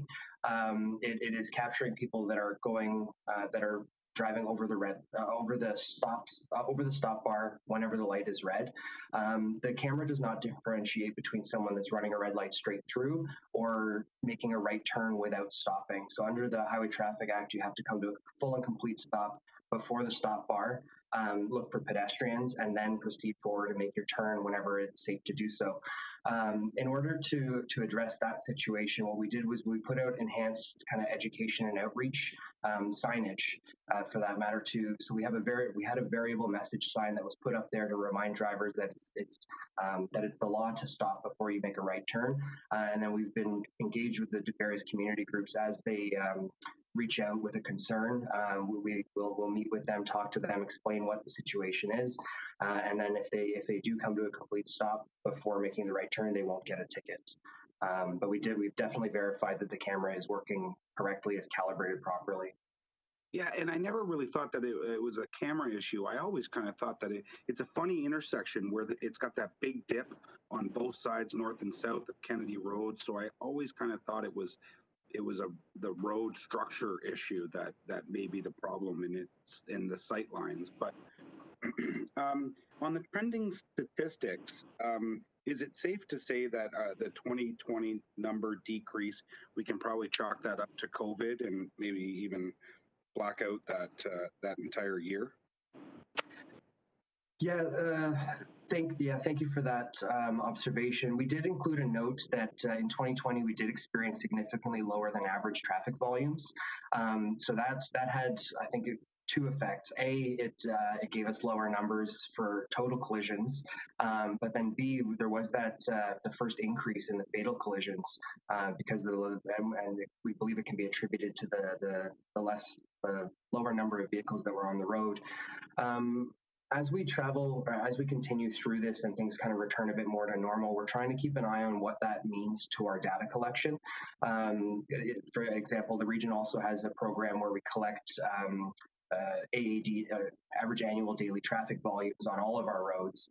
And we're trying to see if we're able to use the data during the pandemic through calibration, or if we need to kind of, as you said, scratch it out or do something else with it. But we are staying on top of the COVID effects and what that means for our data collection and our reporting. Well, thank you for looking at that, and I'm sure that it's going to mean something in the end. But if we can make those two data dumps kind of talk to each other, then maybe we can kind of find that middle ground. When we're talking about the sixth emphasis of the strategic plan, in particular the 4 E's of road safety, I just wanted to highlight that with the stop arm software opportunities, there's a huge opportunity with that software in determining the kind of the engineering, the enforcement, certainly education and empathy also come into effect. So I know we're still in negotiations with the stop arm people. But I do want to highlight that it was less than 2 months ago that one of the children in the area that I represent had her foot run over by a car that decided to blow by one of the school bus stop arms. So I'm still a little bit disappointed that we haven't come to an agreement and implemented this as per council's decision almost 2 years ago, going on 3 years ago now. But still something that I know staff are continuing to work at, and I just hope that we do get this implemented sooner rather than later to make sure that nobody else gets hurt. Thank you, Mr. Chair. Thank you, Councillor Groves.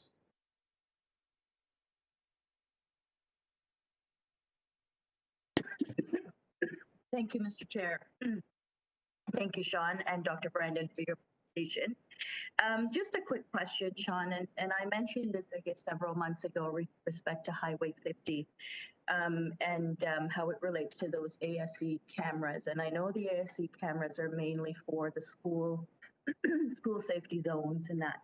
So has there been any conversations at all since then about having these ASEs on roads like Highway 50? Yes, thank you, Councillor Groves, and through the chair. Yes, there has been conversation. That was a point of advocacy actually from council through the chair to the minister's office on wrapping up the provincial pilot, the provincial ASE pilot, and then also removing the current school zone and community safety zone restrictions. That's something like if that is put in place, it would allow us to expand the program or consider roads such as Highway 50 for the application of ASE. Okay, so where exactly are we? We've done the advocacy. Would this be something that maybe for the roundtable discussion? Because I don't think that we've had an answer or a response from the province on behalf of the advocacy that we've been doing for Highway 50.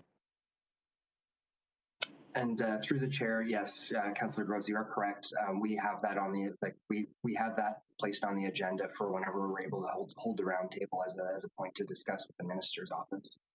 That's great, thank you. Because Sean, as we move forward, we've seen an increased number of traffic using Highway 50, and I think we will continue to see that as the Vaughan side gets developed, the Brampton side gets developed. So if you can just keep us in the loop and and make this I guess they're all priorities, but Highway 50 has been an issue for a long time. So thank you for that, and hopefully we'll get something done there and make some changes. Thank you, Mr. Chair. Thank you, Sean. Thank you, Councillor Sinclair. Thank you, Mr. Chairman. I wish to pick up on Councillor Grove's concerns with Highway 50, but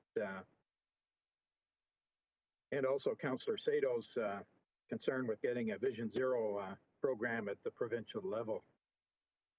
We have a major problem up in Caledon of particularly gravel trucks running red lights on Highway 10 at Old Base Line and King Street. What's happening is the independents are trying to push the limits and get an extra load through a day. So they're really hammering into intersections. So what they do is sound on the horn and roll through at full speed on a red light. And one resident of Inglewood arrived at the Old Base Line intersection on Highway 10 and obtained a green light, proceeded in the intersection, and was T-boned by about 60-ton truck. Truck and load, took over 300 feet to stop and killed her instantly. There are other accidents in red line running down in Ward 2 at King Street. And there was a little citizen science done by a group of Inglewood residents. They sat there for a day and counted a significant number of trucks running red lights. So we need, and what it seems to be, MTOs dug in. They are not going to have red light cameras on any provincial road in the province.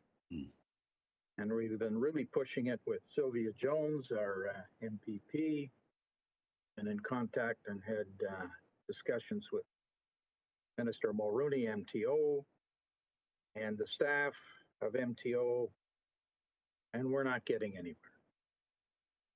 So I just want to make those points that it's really urgent to lobby the province.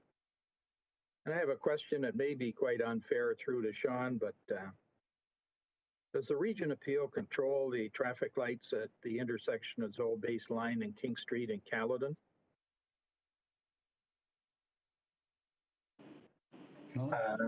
Through the chair,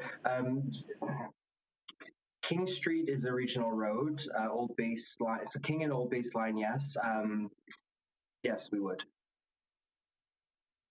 Okay, here's a thorny question for you and maybe legal staff, but could we put red light cameras at those intersections and operate them?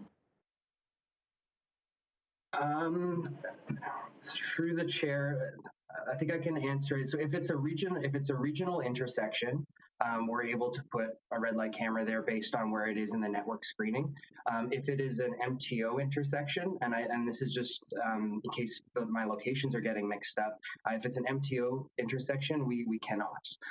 What we can do is, as we have been like on here Ontario or Highway 10, we've been working with the town to approach the province, to approach MTO on what things can be done. But as far as actually putting something at a MTO intersection, we're not able to do that. Okay, that clears that up. Anyway, I just found your stats on red light cameras in your presentation, demonstrating a significant impact on accidents in red light running. That's very important. Thanks a lot for the presentation. Very good, Chairman. Thank you. Councillor Fonseca. Thank you very much to you, Mr. Chair. Thank you very much, Sean, for the presentation. I want to say thank you to all of the staff and to Councillor Sato and Downey for being advocates for Vision Zero. Great to hear. One of my questions was the round table. So great to hear that there's going to be continued advocacy for that round table, and also that we'll be getting updates at the Region of Peel at Council on that roundtable, those roundtable findings. Just to carry on with that, I would also put in a request that an update be provided through to the local municipal cycling advisory committees. So in our case, the Mississauga Cycling Advisory Committee, and also our Traffic Safety Council. I think it would be great to get an update on the roundtable through to those committees. It would be very helpful, especially when this report speaks to, and the report 19.1 sustainable transportation speaks to the importance of collaboration. We've had updates from our local Vision Zero strategy to both Traffic Safety Council and Cycling Committee, and they've been very helpful. So that would be an add-on request at the appropriate time, that Vision Zero and something from the roundtable come to those two committees. I had a couple of specific questions with regards to Dixie Road. Dixie Road, as a regional road in my ward, Ward 3, runs through established neighborhoods, community neighborhoods. It's of course also a high traffic trucking road, which is, that's the reality and the way it is, but it is running through residential neighborhoods. And I have a question to staff with regards to the intersection of Dixie and Bloor Street. Is there continuing to be an active red light camera there? And where can I get the data for that? Sean? Thank you, Councillor Fonseca, for the question. I don't have it handy if there's an active red light camera at that location, but we can definitely circle back with you, as well as any of the data that you're specifically looking for. We're happy to get that for you as well. I'm just wondering if you want us to reach out and connect with you after council. Yeah. Happy to connect offline with you. This continues to be a very troubling intersection with, again, it's a high traffic pedestrian intersection.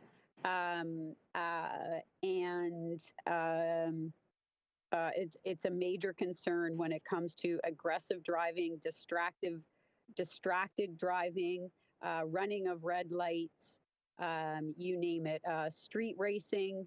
And I continue to get from residents.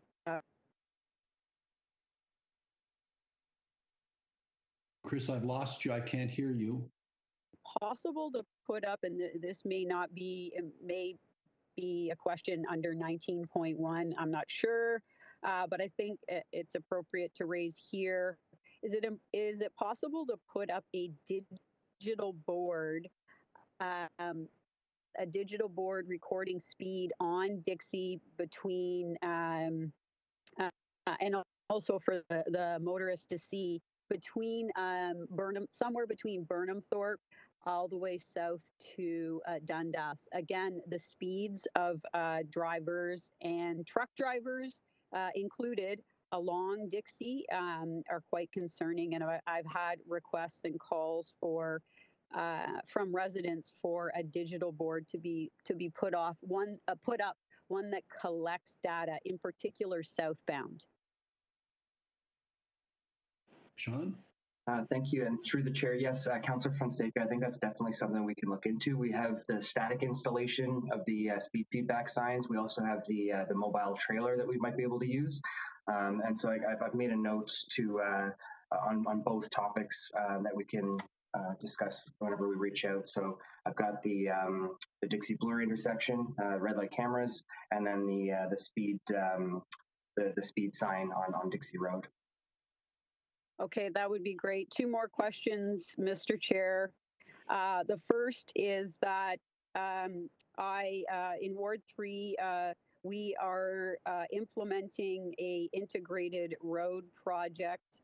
One is Rathburn and Pony Trail, and Dixie and Rathburn as an intersection that runs through. Dixie runs through that intersection there. I would call on and request that offline staff, the appropriate staff, and I'm going to ask this under 19.1 as well, but ask that the appropriate staff meet with me offline as we're going through the next stages of our integrated Rathburn Pony Trail project, just to look at, again, a collaboration around Vision Zero principles at that intersection of Rathburn and Dixie, and another integrated road project at Bloor, all along Bloor Street from Central Parkway all the way to the Etobicoke Creek. There's two regional intersections that run through that, or run through there, Cawthra and Bloor and Dixie and Bloor. So this is really not a question, it's more of an ask to be able to meet with staff offline to talk about the status of these two projects. One final question, just echoing what Councillor Paleshi had said about the automated or the school bus stop arm cameras. I know, and great to hear that staff are working diligently, and we had a report that was brought back a couple of weeks ago that there's continued consultation, but I would also echo and express my disappointment that it has not been implemented. Can staff tell me, or when will we get the next update, and could staff respond as to whether or not the program will be implemented in spring or early 2022?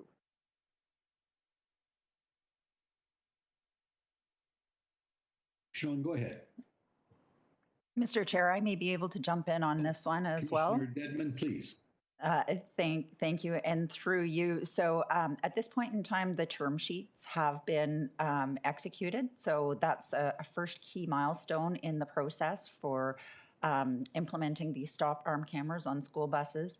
The next steps are for agreements to be developed and executed with each of the municipalities, the local municipalities within Peel. So we understand that legal staff from each of those municipalities are actively involved, and we will continue to facilitate that discussion and move it forward. Once we have a better idea on timing, then we'll be updating council as well. Okay. Councillor Fonseca. Okay, thank you. My request. No, that's it. My request would be, again, sooner rather than later with the implementation of the program. Thank you. Okay, thank you very much, Mr. Thank you. Mayor Chair. Thompson. Thank you, Sean. Thank you. And Sean, thank you for the report. It was excellent. And what I'll say, first of all, before I go to my question is, the collaboration of all municipalities, both police forces, health, having all the people at the table. Well done, sir. I hope this is going to be going to the Goods Movement Task Force the next time they meet. Yep.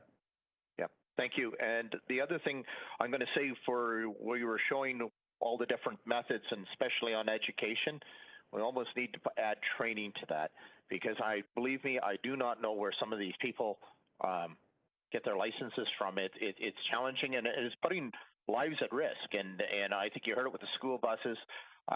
Councillor Groves, Councillor Sinclair, everybody's been talking. We need to have MTO at the table to partner with us on this and how we can get there. And I know there's some delegations at Roma, but maybe this is something we can definitely push with the Minister of Transportation to see if we can get her to direct her staff to work with Peel, because we've done a phenomenal piece of work here, but we've got to have MTO at the table or we're not going to get there. And the other thing too is, you going forward with the updates, I'll tell you, this is very important for all of us to be informed. So as we're going forward, especially with the ASCs or whatever, I know we're busy, but I'll welcome quarterly reports, just updates on where this committee is going, so that all of council is informed of where you're going. But thank you very much. Thank you. Councillor Raz. Thank you very much, Mr. Chair, and I'm glad that the Associate Medical Officer is here today. And I'm wondering if he can answer a question, Dr. Brandon. I received comments that with the addition of traffic calming measures, that actually adds to local pollution. Could you respond to that one? Through the chair, thank you, Councillor Raz, for the question.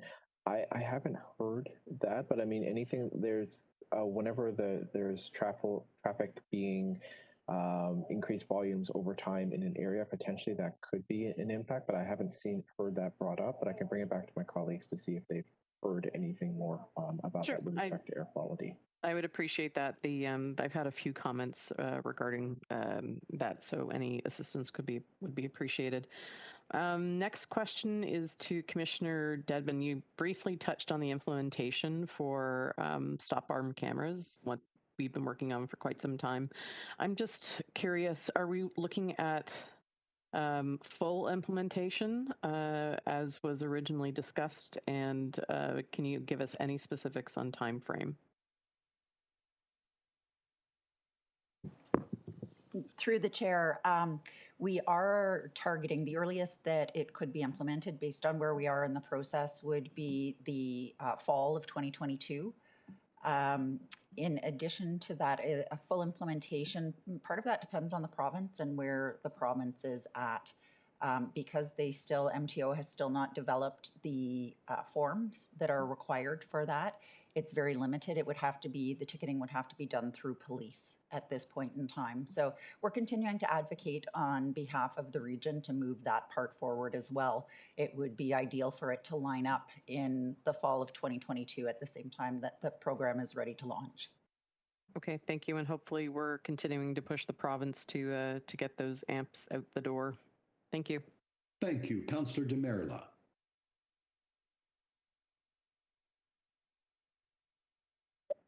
Thank you. I just wanted to echo everything that Councillor Fonseca said about Dixie Road in terms of what's going on, and that exactly the same thing is happening on Queensway. Speeding is an issue, is a really big issue, and I've had limited success dealing with it, primarily, I guess, because it's more of a regional road.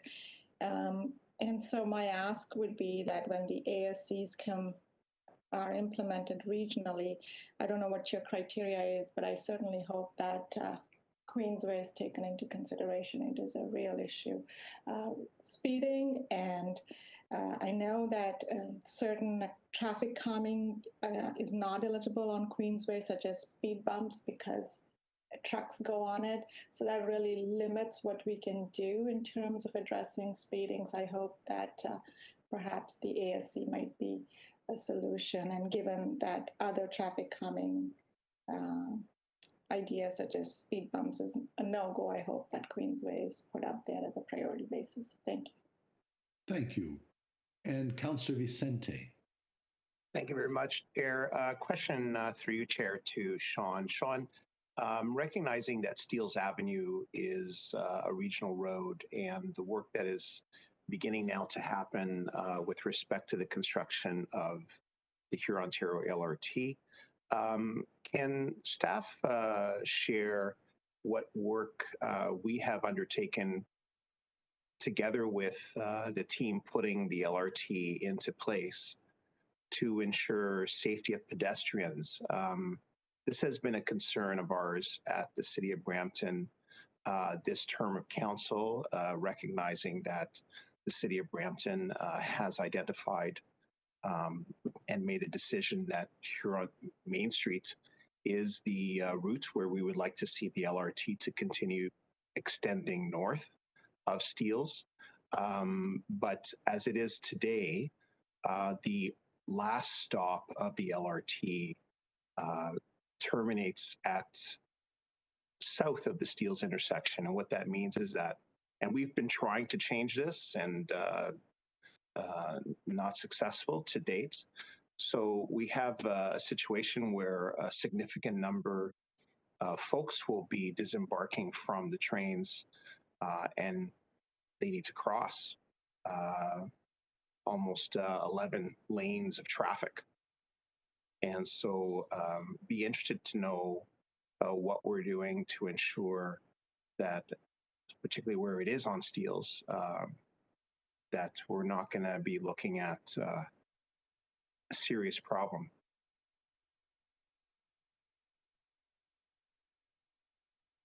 Through staff. Thank you, Councillor Vicente, and through the chair, we are working closely with Metrolinx in Brampton on the design. It has been a bit in flux, and I don't have the most up-to-date information in front of me on where we're at, but that's definitely something that we can touch base with you after the fact to let you know where we're at and what the plan is, and actually answer any questions, any more detailed questions that you might have. I would like to underscore that from our perspective, we are very concerned about it being designed and constructed and operated safely. So that's the prime focus of our review as well that we share with Brampton. Can you share with us here in council just what your concerns are? Without having the details in front of me, I can't talk specifically to any individual components, but I think you've described it quite well in making sure that if there's high volumes of pedestrians, that they can disembark safely, they can cross the intersection safely. Where they cross is obviously a factor that goes into our review, and then what type of crossing there is as well. And again, I apologize, I don't have that information in front of me, but it's really the interface between vehicles, especially in an intersection like that where you've got an LRT, a bunch of traffic, trucks, and high volumes of pedestrians. You really have to figure out how they interact and how you maintain the safety for the vulnerable road users. And through you, Chair Sean, is that something that you could not just update us here in Brampton, but update all of Peel Council at a date soon? Yeah, I'm not sure Terry, so Terry Ricketts is on the call. I'm not sure if she knows of when we may have an update or something along those lines coming to council, but if we don't have something on the books, I think that's something that we can definitely circle back with. Okay, so can staff just take that as direction? Do I need a motion for that? I would think direction's appropriate. Sean, we're good with that, and get back to the councillor. Yeah, and council. And yeah, absolutely. Yeah. Okay.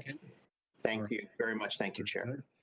Seeing no other speakers, I will take a motion of receipt from Councillor Sato and Downey.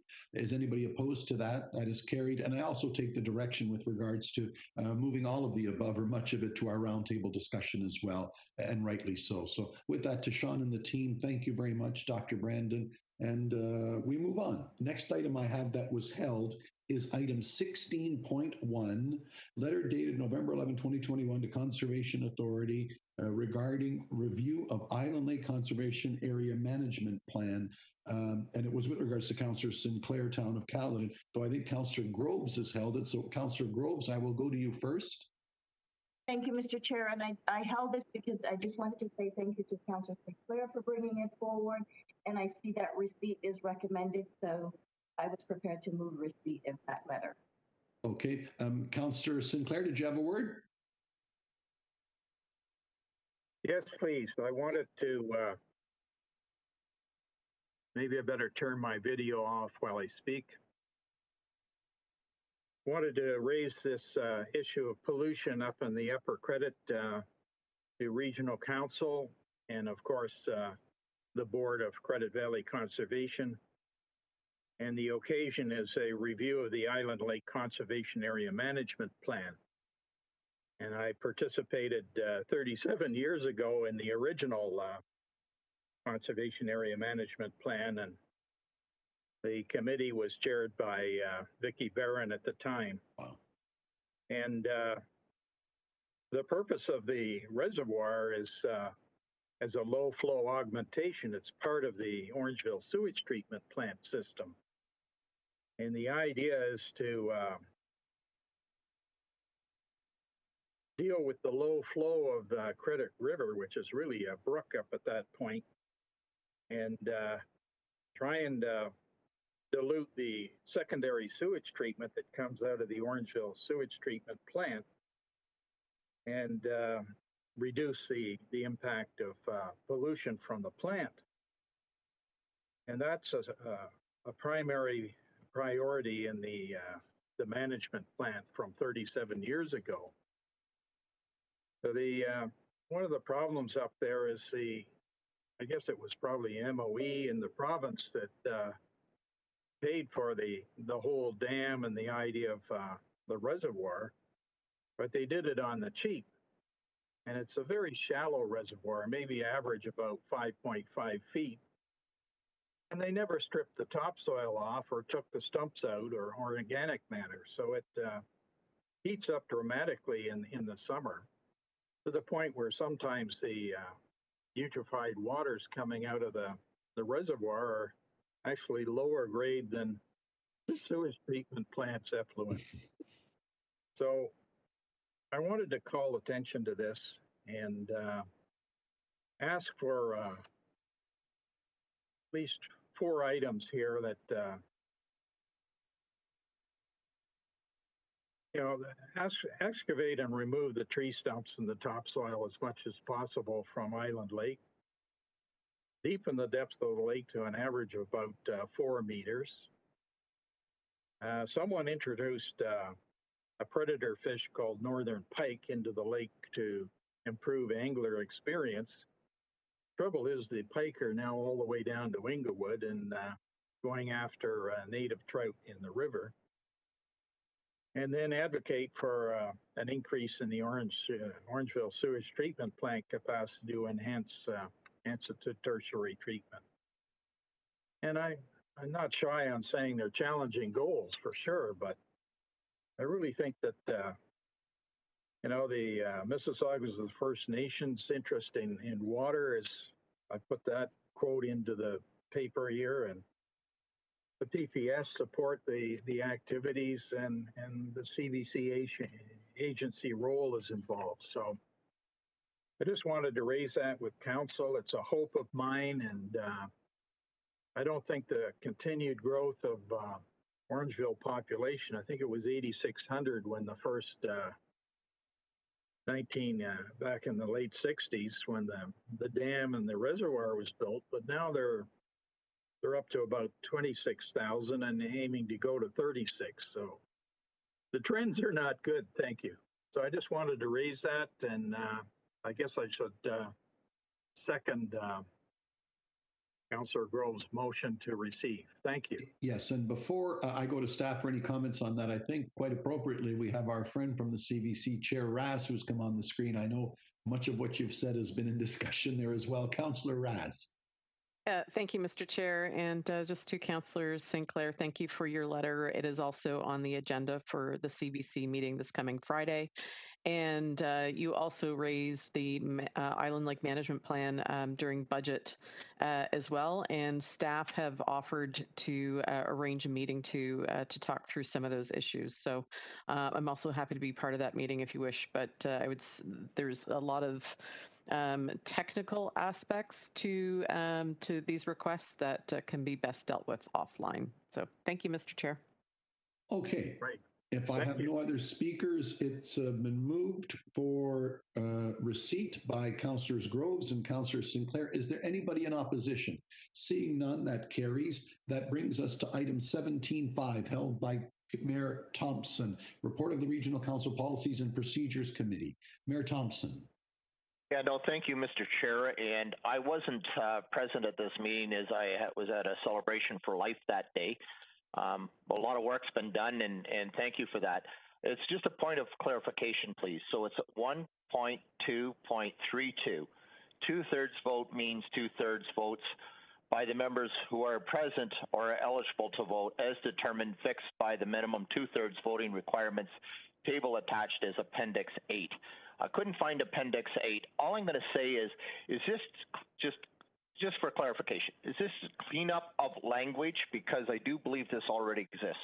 I just want some clarification on it, please. It's a fair question. Through to either the CAO or to the clerk, if they have a comment on that, because I think your point's well made.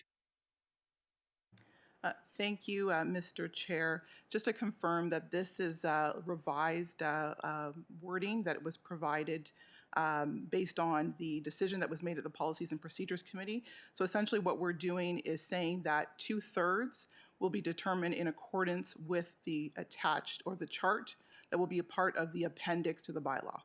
So you will determine two-thirds based on the numbers in the chart. And I'm going to ask if staff can put up the chart, so that might be helpful for council to take a look at. Thank you.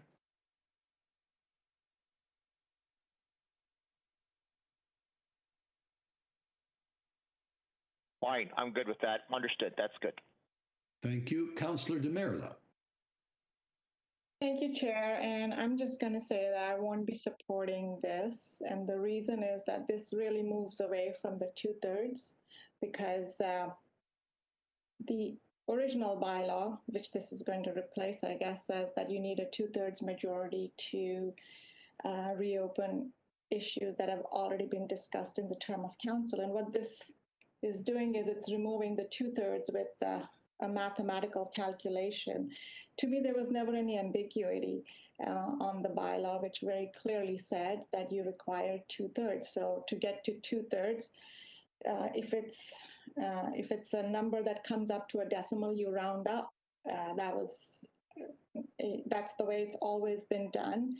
And I just think that there was no need to come up with a mathematical table, because this is sometimes going to be two-thirds and sometimes it's going to be less than two-thirds. So you have to have a consistent policy and a consistent number. With this table, sometimes you're going to need two-thirds majority, sometimes you're going to need a little less than two-thirds majority. And I don't know why we are doing this. All we needed was an interpretation of what is two-thirds. And so if we say that there's 5 people, what is two-thirds? And you cannot have a 0.7 person, you cannot have a 0.5 person. So you have to round up, because if you don't round up, then you're less than two-thirds. So what gets you to two-thirds? And because human beings cannot be halves and stuff like that, and it's very clear, minimum two-thirds. So if you end up at a decimal of, if the two-thirds definition comes out to be 17.3, well, then two-thirds becomes 18, because 17 is clearly less than two-thirds. So I will not be supporting this amendment, because I think it dilutes the requirement. Yes, thank you. Councillor Sato. Thank you, Mr. Chair. And I'm sorry, I'll leave my video off again because I was having trouble. The math was done, Councillor DeMerla, and in the days when 0.1 of a person is considered an entire person, that was part of the concern. And it was supported at the committee, the recommendation. I worked out the math with the clerk of the day at the time, and the numbers were all confirmed. You might be aware that we removed the two-thirds at the City of Mississauga. Many organizations round down if it's 0.5 or less. We put in that it's 0.6 rather than 0.5. So it actually includes a little bit more of a portion of a person as an entire person. This is a much more fair method of determining what a 2/3 vote is. And, you know, it's procedural bylaws are made to be reviewed. That's why we have this committee. And this was an item on the procedural bylaw that was felt that we needed to take a look at, as it did arise previously. It will also prevent future challenges to the ruling of the chair, which is what happened. And the ruling, the challenge was supported, as you know. So this actually makes it more clear rather than what was there before. So you may think that 0.1% of a person should be considered as an entire person. Many of us do not. And if you look around, many organizations do round down if it's 0.5 or less, round up if it's 0.5. Even in our monetary system, if you go out and purchase something, especially when the pennies disappeared, that is where the rounding down was, 0.5, it was gone. Over 0.5, it was that extra amount. So it's very common, and I don't think it's that big a deal, quite frankly. There's probably 4 or 5 of the numbers that are impacted. Councillor Demerla, did you have a response? You were named. Thank you, Chair. Respectfully, I don't think the comparison to money makes sense, because you just can't have part people. And I would like the I guess, legal counsel to weigh in. My understanding was that when council voted to say that 2/3, I think it was the number 17, is not 2/3, is not required for 2/3, council actually voted improperly on that, and that legal should have cautioned council to say that you actually can't challenge the clerk on this, but that was not done. Perhaps, you know, the region's lawyers could clarify, because my understanding is that that challenge that Councillor Sado referred to actually was not proper. Yeah, perhaps the clerk can address that, and then legal, because you raise a very good point. Through to the clerk. Thank you, Mr. Chair. I think since the question seemed to be, so first of all, just to say that it looks like that issue was in front of council, and council did come to a determination on the matter, but I will defer to Patricia Kaza, the regional solicitor, regarding the question. Thank you very much, and through the chair. So in terms of what occurred on this particular occasion, the clerk did provide an interpretation of what constituted the 2/3 based on her interpretation of the bylaw, which I did not disagree with. And a member of council challenged the interpretation of the bylaw as to what constitutes 2/3. The ability to do that is set out in the procedural bylaw, and the process to do so was followed. And in fact, a majority of council agreed with that interpretation, which is the process that was followed.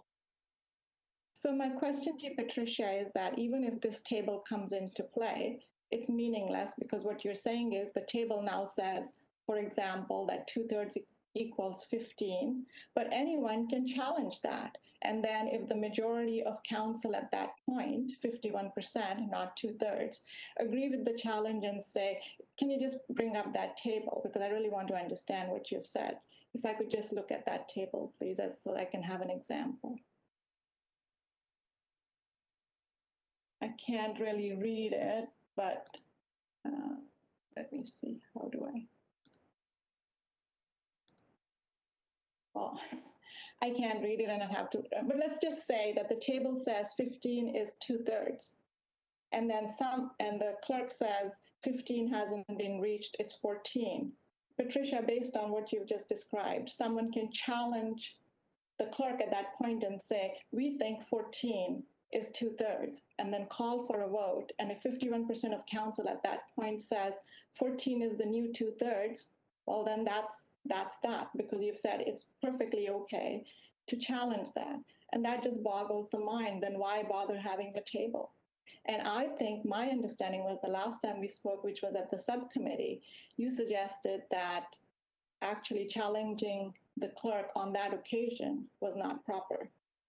But now I'm hearing something different. Through the chair, no, that I apologize if that was the impression that was left. That certainly was not my the comments that I would have sought to make at that time. In my view, the challenge was the process provides for a challenge and ability of council to challenge the chair, which was what occurred. In my view, the table would actually make it more difficult to challenge because it actually does set out the numbers that are required.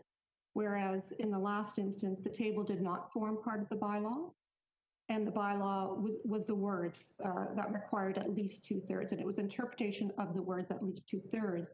The appendix itself did not form part of the bylaw. So bringing the appendix in, and it's council's decision as to what those numbers should show. But once it's determined, once that appendix forms part of the bylaw, in my view, it makes it much more certain as to what is established by 2/3 in any given situation. But the fact still remains, even if we bring the table into the bylaw, it can be challenged, right? So having those numbers doesn't matter as long as we can get 51% of council to challenge that table. In your opinion, that's perfectly legal and following due process. So my question is, it's a futile exercise. The second thing is that the table there's already an appendix that exists, not part of the bylaw. This table is not that appendix. This table dilutes that original appendix because in the original appendix, you would be rounding up. So I think it's really important to understand that it's not simply bringing the old appendix, which was more stringent as to what the 2/3 rule is not being brought in. A diluted version is being brought in. And regardless, even if you bring it in, you just need 51% of council to challenge it, and then 14 can become the new 2/3. Because the bylaw is very clear, it says a minimum of 2/3. So as soon as you round down, you're not hitting the minimum of 2/3. So I'm at a loss as to how that was a proper challenge. But if that was a proper challenge, then in my opinion, this table holds no water because it can be challenged at any time. So I'm not going to be supporting this. I'm just disappointed that it's so loosey-goosey. And you know, if any bylaw can, and it's interesting that the threshold is 2/3, but to change it, you just need 51% of council to disagree with it. And you can do it on the fly. So that's not good governance to me. I would be perfectly okay if the old appendix was brought in for further clarity and made part of the bylaw. But to just change it, I'm not supportive. Thank you. Councillor Aston answered, and thank you, Councillor Demerla. Councillor Downey. Thank you, through you, Chair. I concur with Councillor Demerla 100%, and one of the last comments she just made referred to good governance. And ultimately, I think everyone around this table knows that math is not obscure, it is absolute, and it was changed to suit the majority, and for no other reason. I won't be supporting this either. Thank you, Councillor Innes. Thank you, Chair. And I think the use of the 2/3 is something that we really should be looking at. The purpose of the 2/3 is to open up an issue that council's already made a decision on. It's not a willy-nilly decision. You're reopening something that's already been debated, discussed, and had public notice. And now you're bringing it forward or changing it. So I guess my concern is when we're voting on things that require 2/3, it should not be looked at rounding up or rounding down. It should be it's equal to or greater than. So if the numbers don't, if you have half a person or if it's half a percentage, it's not looking at rounding up or rounding down. It's equal to or greater than. Because when we're opening up decisions that have already been made, that's an important issue that has to take into consideration. You need an overwhelming majority to do that. So we shouldn't be looking at cases where we say, okay, one vote less is required or one vote more is required, because that weakens the purpose of having the 2/3 in the first place. So I can't support the way that it is. I think that it should be worded greater than. 2/3 is the equal number or greater than in order to have that path. So I won't be supporting it at this time. And I think that we should be taking an even greater look at the 2/3 because to, Councillor Demerla's point and to Ms. Kaz's point, yeah, you can overturn that with a 50% vote yet again.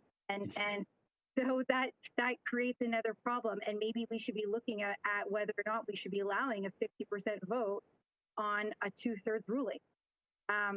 So, and it spins off, and obviously council has created a procedural bylaw that gives them an opportunity to overturn their own rules that they create.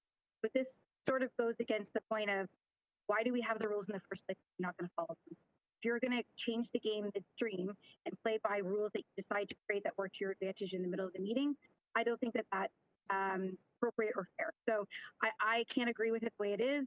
2/3 is a tool that should be used cautiously and carefully and requires more than a greater majority. And so rounding up or rounding down does not address this. It's equal than or greater to. Thank you. Thank you, Councillor Paleshi. Thank you, Mr. Chair. I agree 100%, Councillor Demerla. I think you hit the nail on the head. One question that I do have to the solicitor, you had said that the clerk, I think that you were saying that the clerk can be challenged, and I always thought that it was the chair's ruling could be challenged, but so, when could we, and where does it say that the clerk can be challenged by council? No, it's sorry, and through the chair, the challenge would be to the chair. The clerk would advise the chair on the interpretation of the bylaw. Okay, but the clerk advised council of the interpretation of the bylaw, and then the chair at the time took that interpretation, I guess, to council. So how does that then turn into a challenging? You're essentially what council did, I feel, is we challenged the clerk's interpretation. I mean, in terms of the process, the clerk would essentially would provide advice to the chair on the ruling, and that is essentially what would have happened, what should have happened, or what did happen. I don't recall specifically how in terms of who spoke what, but essentially it's a ruling of the chair at that point, and the challenge is the ruling made by the chair as to the interpretation of the bylaw, which presumably the chair accepted based on the advice of the clerk. Okay, sorry, Patricia, I'm a little bit more confused, and I'm not trying to play with words or anything. I'm just trying to understand. From my recollection of the meeting, the clerk advised us what the interpretation is. The chair at the time had indicated that was the interpretation. So I felt like that was the interpretation of the clerk. So when then we tried to challenge, I don't know if the challenge was proper, but I guess it's done. And I think Councillor Demerla is right. If we want to, we can really challenge anything going forward. When in the grand scheme of things, 2 + 2 is still 4. It's not, well, unless this council wants to challenge that and say it's 3. Thanks, Patricia. Thank you, Mr. Chair. Thank you, Councillor Parrish. I wasn't going to speak because we thoroughly hashed this out at procedures, but it's a bit infuriating. I think Patricia Kaza gave us good advice, and she also stated today that now that you have the chart in the bylaw, it takes away all the arguments. It takes away a lot of the challenges. And the what if, you can still challenge, yeah, but you're going to not get the support you need from your colleagues. There's a chart there and it says these are the numbers. And with most things in life, you round to the nearest whole number. So once you get to 0.5, you round up. So this was all hashed out, and I'm really looking forward to the vote right now so that we can put it to rest. I want to thank Councillor Sato for doing all the work she did with Catherine. And I think the chart will eliminate a lot of the challenges and will eliminate a lot of people voting when they're not sure which way they should be going. It'll be very clear. It'll be in front of everyone. Patricia, her answer at the committee was exactly what she said today. And again, I want to thank Councillor Sato. She put a lot of work into this, and it firms things up for us and removes a lot of challenges. Thank you. If I have no other speakers, but for the sake of clarity, because I want to be clear, and speaking to the new motion in the bylaw that we have, I'm not speaking to the issue, so I don't have a conflict. I'm certainly confused on the subject, because had I been in the chair on a matter of this kind and I had been challenged, I would have ruled the challenge out of order. And if someone had challenged me while I'm challenging the chair, I would have said, you can't. I'm not making an interpretation. It's mathematics. You can't interpret mathematics. And it's pretty clear what 2/3 is. So to be very clear, if I had been in the chair on a matter where this comes up, I would have ruled the challenge out of order. If this corrects that and solves that, great. But that's where I would have led. But it went the way it did, and I respect that. But it makes still no sense to me. But council is going forward and try to remediate it. I accept that however you wish to best proceed. If I have no other speakers, I think that has to be dealt with formally. So, Madam Clerk, I'm going to turn this over to you. If you can have a formal mover and seconder and vote on the matter, please. Chair, can I add an amendment? Is that allowed or no? I believe so, yes. Well, I just want to know that if someone will second me, that if we are going to bring a table forward, why not bring the old table forward that's already there, wasn't officially part of the bylaw, but was there. And that's what the clerks have always referred to. Since it's just a matter of how council decides to define what 2/3 is, that was a more stringent definition of, but it was a mathematical calculation. So I would like to bring that forward instead of the more diluted chart that's before us. Okay, I have speakers to that, and I would require a seconder, but let me go to my speakers. I'm assuming they're speaking to that, Councillor, or the motion itself. Councillor Sato. Thank you, Mr. Chair. You can't do an amendment that is totally contrary to a motion and a recommendation that was passed in a committee. So your motion to do an amendment is totally erroneous, Mr. Chair. I would suggest that we vote on the committee recommendation. And if that fails, then Councillor Demerla can do whatever she wants with her motion. But you can't amend a motion with a totally contrary recommendation. Thank you. And Councillor Sato, if you put that to me, I would have to agree with you. I do think it runs counter to the main motion. And if asked, that would be my ruling. So I think your point is a valid one with respect to all. Mayor Thompson. Point of clarification, so I can see where this chart's going to be interesting. Can we break this one away from the rest of the work that's been done? Because let's say it does fail, then all the other work that's been done on this gets held up, right? So I'm just wondering if we can break that particular one out, which is 1-.2-23 or 32, sorry. Break that out. To do it as two separate motions, Mr. Chair. I'm just asking, is that a possibility? I've done commonly just to make sure the whole motion gets through. If this one's held up, I have no problem with that. Do I have any other speaker? I want to go to the motions now, and I want to turn over to, do I have any other speakers, though? Last call.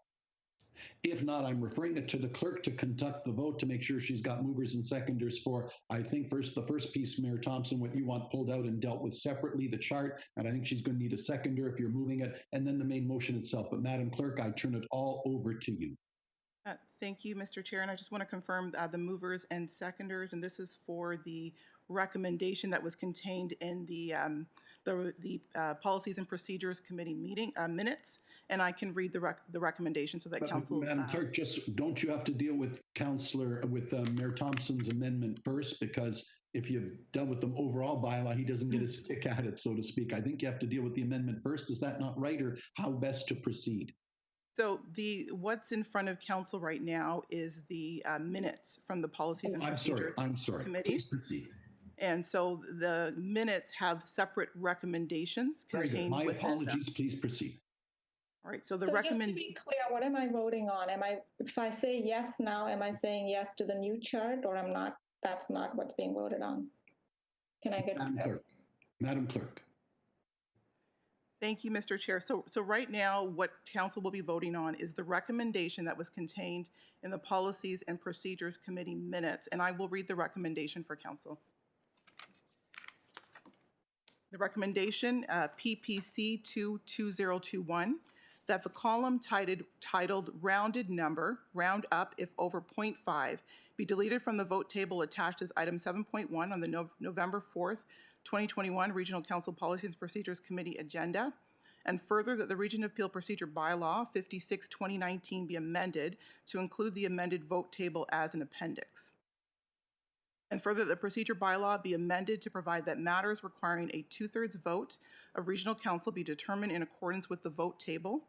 And further, that the necessary bylaw be presented to regional council for enactment.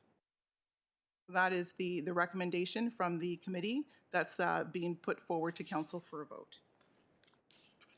And Madam Clerk, you have a mover and a seconder? I have, I believe, Councillor Sato, and I don't have a seconder. Councillor Parrish, thank you. Waving. If you see someone, go ahead, please. Yep, I see Councillor Parrish, thank you. Very good. All right, I'll begin with Mayor Brown. Oh. Mayor Brown opposed. Councillor Carlson? Yes. Councillor Carlson in favor. Mayor Crombie? Yes. Mayor Crombie in favor. Councillor Demerla? No. Councillor Demerla opposed. Councillor Dasco? Yes. Councillor Dasco in favor. Councillor Dillon? Yes. Councillor Dillon, I'm sorry, your vote? I heard yes. Councillor Dillon in favor. Councillor Downey? Opposed. Councillor Downey opposed. Councillor Fonseca? In favor. Councillor Fonseca in favor. Councillor Fortini? In favor. Councillor Fortini in favor.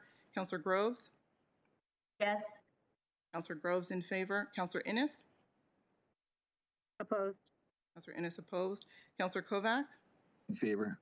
Councillor Kovac in favor. Councillor Mahoney? Yes. Councillor Mahoney in favor. Councillor McFadden? Yes. Councillor McFadden in favor. Councillor Medeiros? Yes. Councillor Medeiros in favor. Councillor Paleshi? Opposed. Councillor Paleshi opposed. Councillor Parrish? Yes. Councillor Parrish in favor. Councillor Raz is... Yes. Councillor Raz in favor. Thank you. Councillor Sato? Yes. Councillor Sato in favor. Councillor Santos? No. Councillor Santos opposed. Councillor Sinclair? Yes. Councillor Sinclair in favor. Councillor Starr? In favor. Councillor Starr in favor. Mayor Thompson? Mayor Thompson? No. Mayor Thompson opposed. Councillor Vicente? No. Councillor Vicente opposed. Just one moment, please. We got 16. That's pretty well in the right good line, too. Yeah. Very predictable. You could have picked that vote 101%. And the recommendation, the vote carries 16 in favor, 8 opposed. Thank you. Carried. Okay. And sorry, Mr. Chair, there are other recommendations contained in the committee minutes. So if we can just ask if there's any objections to the remainder of the... objections to the main motion as moved by Councillor Sato, seconded by Councillor Parrish? On the main motion, hearing no objections, that carries. Thank you. Okay, council colleagues, this brings me to the item 17.7 that I have the conflict on, but it also brings us to 12:30. Maybe best that we take your lunch break now and you come back with the acting chair and the chair to carry on from that point on. So can I suggest if it's 12:25 that you make your way back at 1 o'clock, and I wish you well in your deliberations. I will deal with my conflict and we'll have the acting chair. Mr. Chair, there's not much business remaining and some of us have afternoon engagements. How much time do you think it will take to get through the agenda? Because I was going to suggest we proceed. Just continue. Yes. Mayor, I can't say I won't be chairing, but I'm in your hands maybe at this point. I'm more than happy. Take a straw vote. Yeah, please. So what is the wish of Mr. Chair, could I would like you to be in the in-camera item that I added on. Yeah. So if you leave now, I would expect you to come back for the in-camera. Yeah, I think that's my decision to make, and I'll deal with that accordingly. Thank you. So do you wish to, Mayor Crombie, I'm going to take the straw vote as you said. Take a straw vote. All those in favor of carrying on, Madam Clerk, it's difficult for me on the screen. Can you poll the council directly, please, for carrying on? All those in favor of carrying on? Madam Clerk, the vote to you. Thank you, Mr. Chair. Mayor Brown. Carry on. Mayor Brown in favor. Councillor Carlson? Councillor Carlson? Yeah. He said yes. Yes. Carlson in very favor. Thank you, Mayor Crombie. Yeah, I'm in favor. Yep. Mayor Crombie in favor. Councillor Demerla? Carry on, please. Councillor Demerla in favor. Councillor Dasco? Yes. Councillor Dasco in favor. Councillor Dillon? Yep. Councillor Dillon in favor. Councillor Downey? No. Councillor Downey opposed. Councillor Fonseca? Councillor Fonseca? Councillor Fortini? I'm fine. Carry on. Councillor Fortini in favor. Councillor Groves? Yes. Councillor Groves in favor. Councillor Innes? No. Councillor Innes opposed. Councillor Kovac? Yes. Councillor Kovac in favor. Councillor Mahoney? Yes. Councillor Mahoney in favor. Councillor McFadden? Yes. Councillor McFadden in favor. Councillor Medeiros? Yes. Councillor Medeiros in favor. Councillor Paleshi? No for staff. Councillor Paleshi opposed. Councillor Parrish? Yes. Councillor Parrish in favor. Councillor Raz? Yes. Councillor Raz in favor. Councillor Sato? No. Councillor Sato opposed. Councillor Santos? Yes. Councillor Santos in favor. Councillor Sinclair? No. Councillor Sinclair opposed. Councillor Starr? Yes. Councillor Starr in favor. Mayor Thompson? Yes. Mayor Thompson in favor. Councillor Vicente? Yes. Councillor Vicente in favor. And Madam Clerk, it's Chris Fonseca. I'm a yes. Thank you. So 19 councillors in favor, 5 opposed. The motion carries. Thank you. Very good. So, Madam Clerk, Point of order. go ahead, your point of order. And it may be out of order at the region, but at the city, if you go longer than 2.5 hours, you need a unanimous vote to continue. We don't have that. I don't believe we do, but Madam Clerk, for clarification. Through the chair, that isn't part of our procedure bylaw. We do need a motion to carry on past 3:30. That is part of the bylaw. I thought it's municipal act. It's not bylaw. It's not part of our Councillor procedure Mahoney, I'm bylaw. going to rule that I'm unawares. The clerk is unawares. I accept the vote as conducted. So the meeting carries on. And with that, having declared the conflict on the next item, 17.7, Madam Clerk, I turn the meeting over to you to call out the acting chair accordingly and carry on. Thank you, Mr. Chair. So the acting chair for the month of December is Councillor Mahoney, and I turn it over to Councillor Mahoney.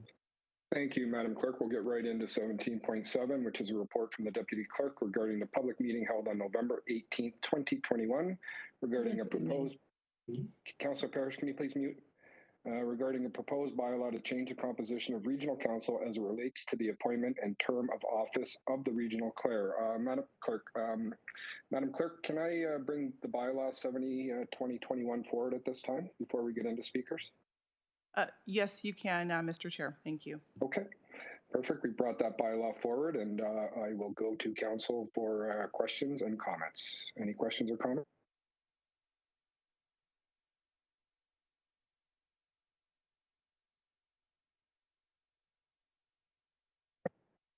Madam Clerk and Mayor Thompson. Yeah, no, I got to tell you, at this point, I'm not prepared to support it because I find some of the information on the justification of it that even went to the public meeting was flawed. Sorry, I just cannot support it at this point in time. Thank you. Thank you, Mr. Mayor. I'm not seeing any other speakers on the board. One last call for speakers. I'm on the board, Mr. Chair. Sorry, Councillor Palache, I'm scrolling across because I don't have a speakers list. Over to you, Councillor. Thank you very much, Mr. Acting Chair. You're doing a fine job, by the way. Mr. Acting Chair, I was wondering if we could bring forward Brampton's correspondence related to this item. We can bring that forward. Madam Clerk, are you in possession with the correspondence from the City of Brampton? Through you, Mr. Acting Chair, we do have a copy of the letter from Brampton. It was my understanding that it did go on consent, but staff can If it's on consent, Madam Clerk, do we need a vote to bring that forward? I do recall it did go on consent as well. It did go on consent. If it's council's wish to bring it forward, we can do that. And if you just give us a moment, we will be able to project it on the screen. Okay. Mr. Chair, while they're doing that, and it doesn't necessarily matter if it comes forward, it was just Brown's Council's request that it be included in the bylaw that a proper, this is where I need it because it was in the wording, that it be a proper rotation through each municipality in terms of the actual chair position. I have a point of order as well, Mr. Chair. I do have Councillor Parrish on the board. Do you want to go, Mayor Crombie, first on a point of order? Yeah, it's just that this document was brought to us at 10:15 this morning, so how could it be included in today's agenda? The meeting started at 9:30. Yes, and I also know it was on consent and wasn't held to be added to this item. So again, Madam Clerk, I'm going to need some clarification on this. So we, through you, Mr. Acting Chair, we did receive the letter early this morning. We did our best to get it to council as soon as we could. It was... the auto theft industry. Can I please ask everybody to mute? Devices. Like Councillor Starr, can you please mute? Yes, Bluetooth technology, and they're using that to install. And sorry, Mr. Chair, there was a motion at the approval of the agenda, and that item was put forward as part of that motion. And I don't recall that there were any objections to adding it, so it was added at that time. Madam Clerk, I'm still on the board. That item came into my mailbox at 10:15.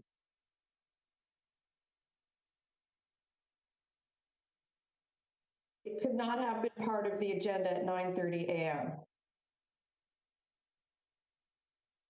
So, Madam Clerk, I'm not sure of the rules or my ability as a chair, but if that was brought forward late and it also went into consent, I don't think we should be bringing it forward at this time. So, Mr. Acting Chair, if it helps, and I certainly can withdraw. I completely agree with Mayor Crombie. It's not something that we typically do.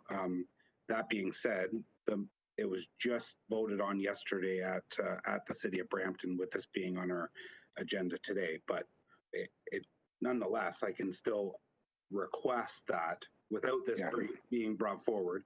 I can still request that the bylaw include the wording that the Peel Regional Chair position be rotated amongst each municipality. And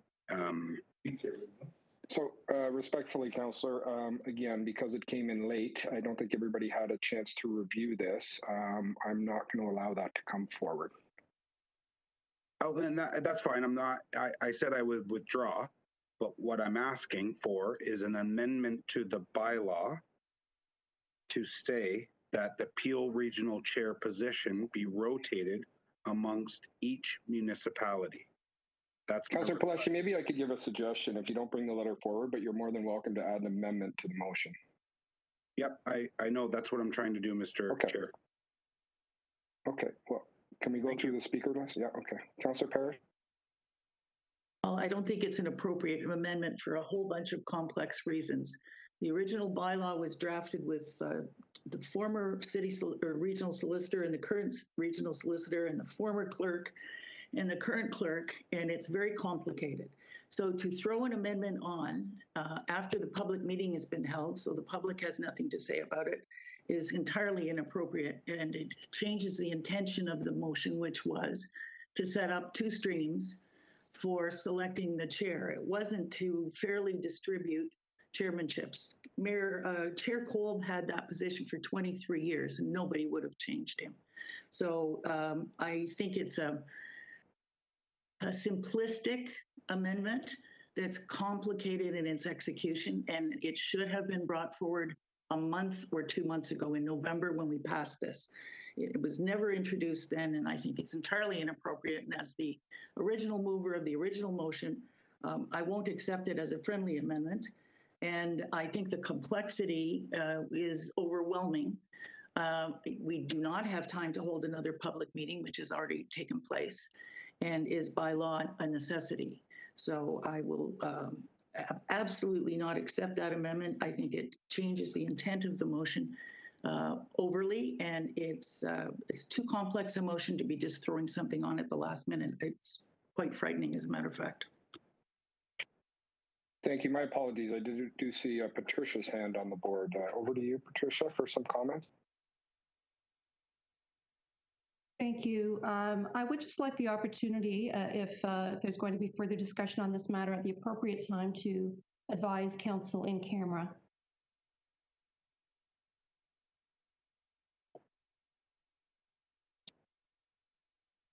Okay.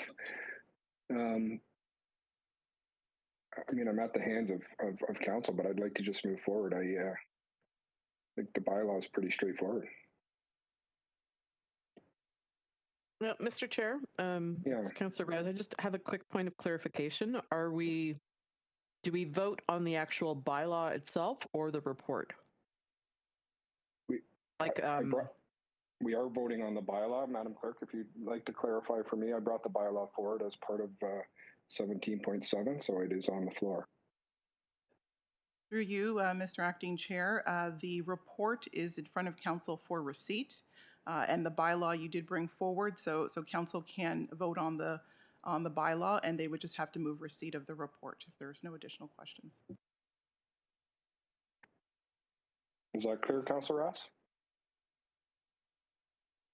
Crystal. Okay, Councillor Vicente. Thank you, Chair. With respect to the city solicitor, why does the city solicitor believe that we should go in camera? And on the flip side, why would we hesitate to? So I guess it's a question first to the city solicitor, then a consideration for council. Yes. I'll ask the city solicitor to comment on that. Thank you. Thank you very much. The advice that I would like to provide council would be with respect to the amendment to the motion that's been considered. If council gets to that point where that is being formalized, seconded, and I would like to advise council before it's voted on. Thank you for that. Okay, great. Thank you, Chair. Okay, so I am not seeing any other hands Sorry, on the board. Sorry, Mr. Acting Chair, Councillor Medeiros also has a question. I do apologize to council. I am on an iPad, so I don't have a speakers list, so I'm scrolling back and forth. So please don't be afraid to pipe up. And Councillor DeMerle, I do see your hand up, and I'm going to go to Councillor Medeiros first. Thank you. Thank you, Acting Chair Mahoney.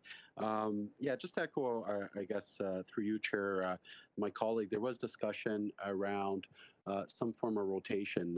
There was some type of allusion to the fact that there would be council would be, the decision would be benefit one municipality since there was majority of votes.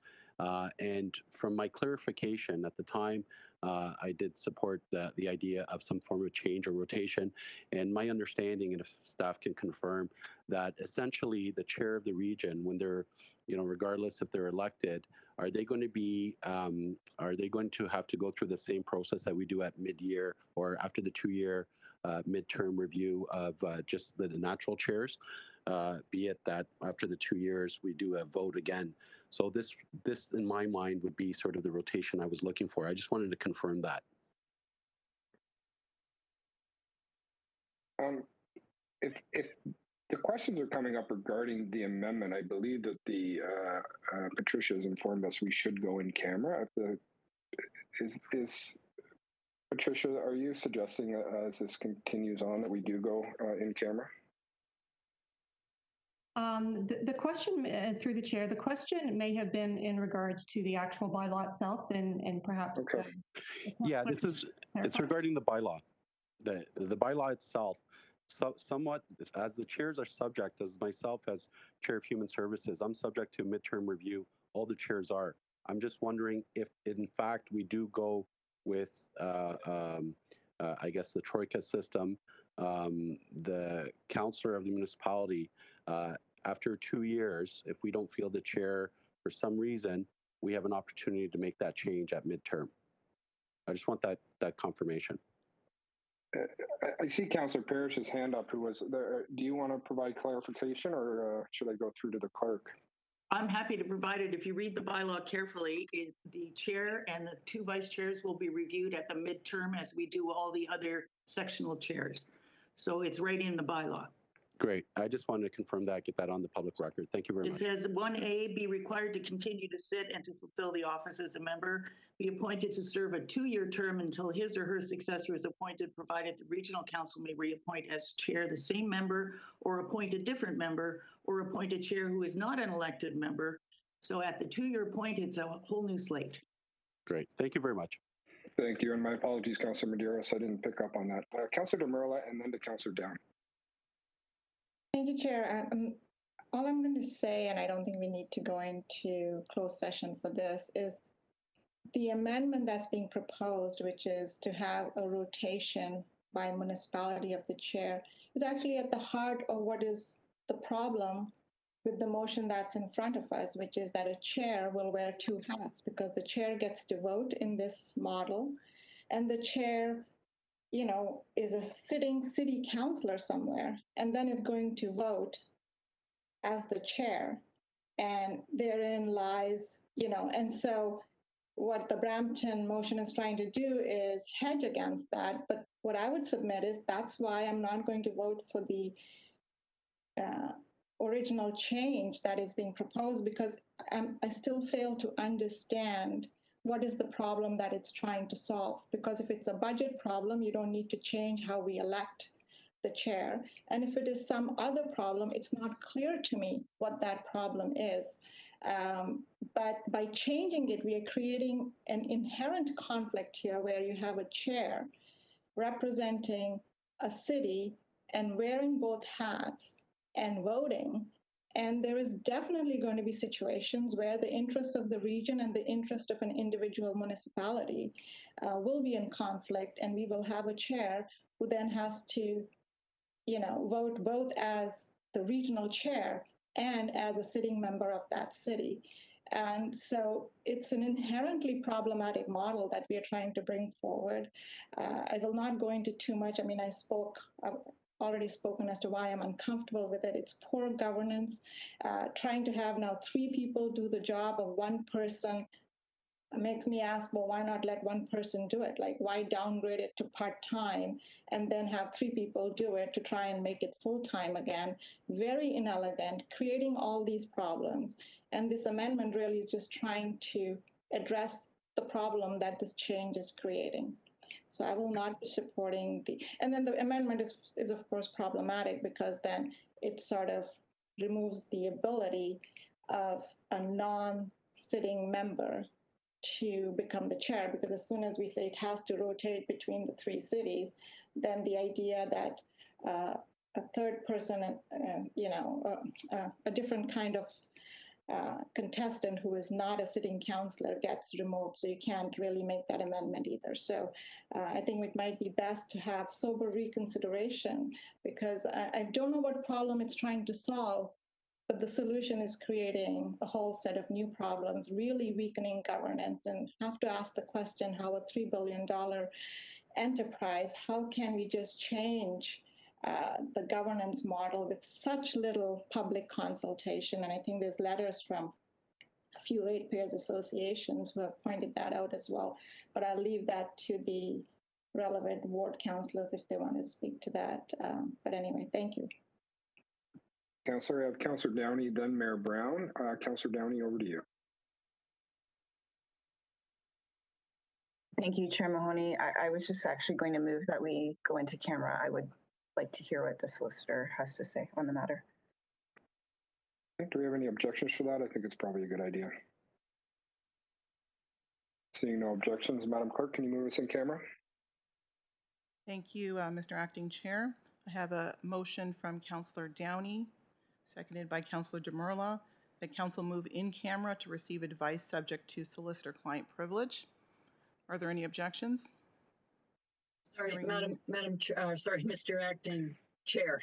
Councillor Sato.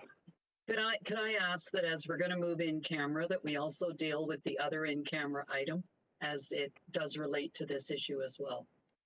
I would be more than happy to do that again if there's no objection from council. Thank you. But what about Nando? Don't you want him to be there for that conversation? I think Chair Unica said that he was not going to be there, so I think he said it was his decision. So we'll have the discussion on both issues in camera.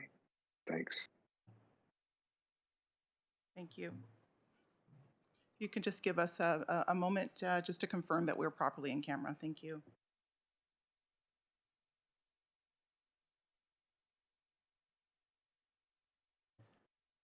Thank you, Mr. Acting Chair. We are back in open session now. Thank you, Madam Clerk. Are we voting on the motions for in camera right now? Or doing Thank that? you. Yes, we can do that now. Thank you. I have a motion as moved by Councillor Dasco, seconded by Councillor Downey, that the advice from the regional solicitor related to items 17.7 and 23.3 being bylaw 7021 on the December 9th, 2021 Regional Council agenda be received, and further that the in-camera matter listed as item 24.4 on the December 2021 Regional Council agenda be received. Are there any objections? Hearing none, that carries. Thank you.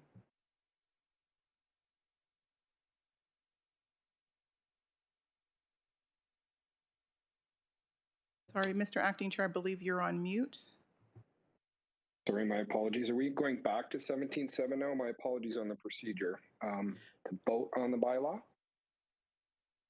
Thank you, Mr. Acting Chair. Yes, we can go back to 17.7 and receive the report from the Deputy Clerk regarding the public meeting, and then also conduct the vote on the bylaw. Great. Can I have a mover and a seconder to receive the report? Councillor Parrish, seconder. Mayor Crombie, thank you very much. And now on to the bylaw. I have a mover of the bylaw. Councillor Parrish, seconder. Be shy. I'm happy to, but I thought Councillor Sato might want to. She did all the work. Councillor Sato, do you want to second it? That's a no. Yes? I think I'm seeing a yes. So moved by Councillor Parrish, seconded by Councillor Sato. Madam Clerk, over to you for the. Thank you, Mr. Acting Chair. I've got a motion that the bylaw 70-2021 listed on the December 9th, 2021 Regional Council agenda. Sorry. Sorry.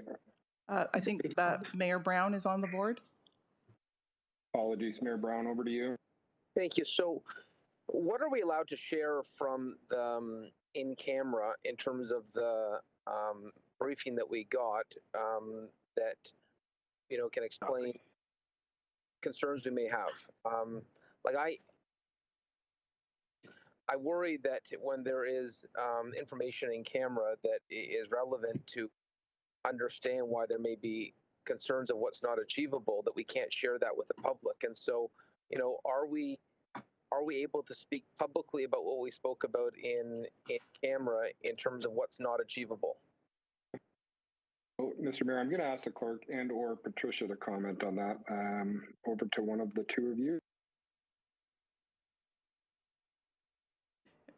Thank you, Mr. Acting Chair. I believe we could state on the record that we received advice, and based on the advice, we're not proceeding with the amendment.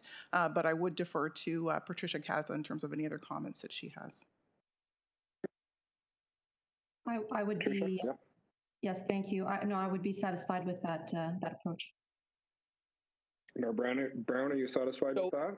So do I have the discretion to say that if, you know, if something's not possible, that's why it is, you know, that shortcoming exists, that we're not able to achieve what we wanted to in terms of the rotation, or does that go into the in-camera portion? Again, I'm going to defer to the clerk and or legal. Thank you, Mr. Acting Chair. I will defer to Patricia on that question. Yeah, I think it's fair to say that based on advice received that, I mean, what decision is being made as a result of bringing forward that motion? If there was a sort of a plan to bring forward a motion that is not now going to be brought forward as a result of legal advice, in the ability to execute the motion as previously considered, then I think that would be sufficient. Okay, so I'm going to try using language that is cautious, and if I steer away from that, just let me know, and I will follow your advice. Mayor Brown, I know Janice Baker wanted to have a word in here after Patricia. Are you okay if Janice steps in, and then we can go back to you? Absolutely. Great, thanks. Janice? Yeah, thank you. I mean, through you, Mr. Chair, I think now that it appears that, council has moved away from the amendment, I think it's perfectly fine. Patricia might slap my fingers for that, but that's okay. I think it's perfectly fine to say we got advice from the solicitor that the amendment was not in compliance with the Municipal Act. I mean, the reason we went in camera is if council wanted to proceed with the amendment, you needed to understand the legal risks of doing so. You've heard the advice, but more importantly, you've taken the advice, which is that this particular amendment did not comply with the Municipal Act. And I think that is perfectly fine for you to be able to say in public. Thank you. Okay. Thank you, Janice. Over to you, Mayor. Okay, thank you. And I was going to say that I found the idea of every municipality having a chance to be in that chair position attractive, because it would create a level of equity amongst municipalities in Peel, regardless of their composition around the Peel table. We obviously know that one municipality has the largest number of votes and obviously the greatest amount of influence. But if there was a rotation basis that would allow, even if the vice chair would become chair, that there would be more of an equitable ability ensured and enshrined into our process, I found that to be attractive. But if that's not possible, then it defeats what I thought was originally intended by this. And so, I appreciate the intent of where we're going, but if this is not consistent with the Municipal Act, then it doesn't achieve the aims that were intended. I know we all come from the position that we want to make the region of Peel work to the best of its abilities, and every municipality is going to have their grievances, and every municipality is going to have things they like about the region, and so I'm disappointed that the Municipal Act doesn't allow us to create that rotation, and because of that, I don't really see this change achieving anything it doesn't achieve the original benefit. So I just want to put on the record that it's disappointing. Thank you, Mayor Brown. I'm not seeing any other speakers, so Madam Clerk, I'm going to ask you to call the vote. It's moved by Councillor Parrish, seconded by Councillor Sato.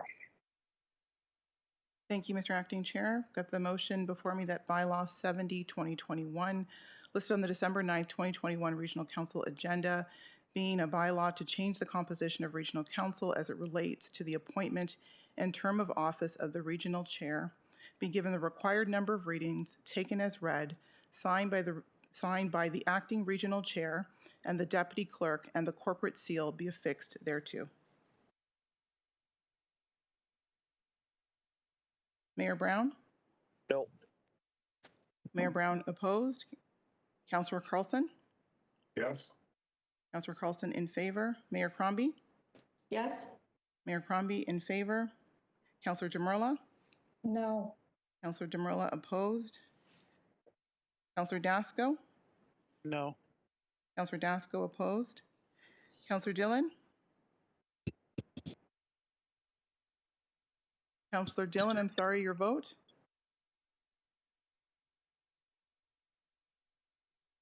Councillor Downey? Opposed. Councillor Downey opposed. Councillor Fonseca? Yes. Councillor Fonseca in favor. Councillor Fortini? Yes. Councillor Fortini in favor. Sorry, Madam Clerk, it's Councillor Dillon. I was unable to unmute. It's yes. Councillor Dillon in favor. Thank you. Councillor Groves? Yes. Councillor Groves in favor. Councillor Innes?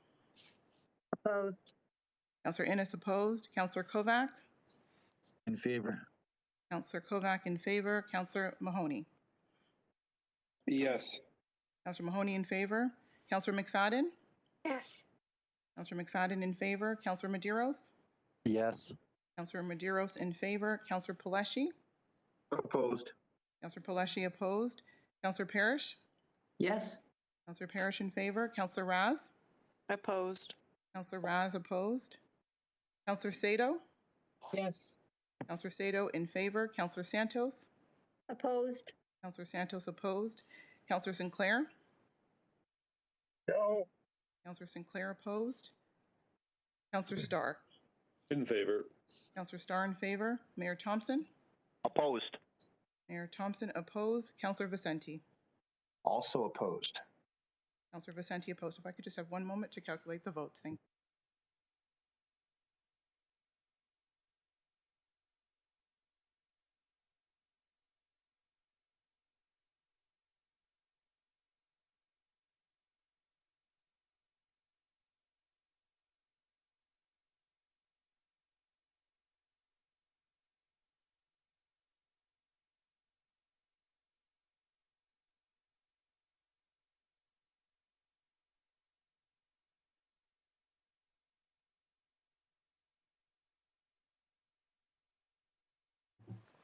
Thank you, and the motion carries. There's 13 in favor and 11 opposed.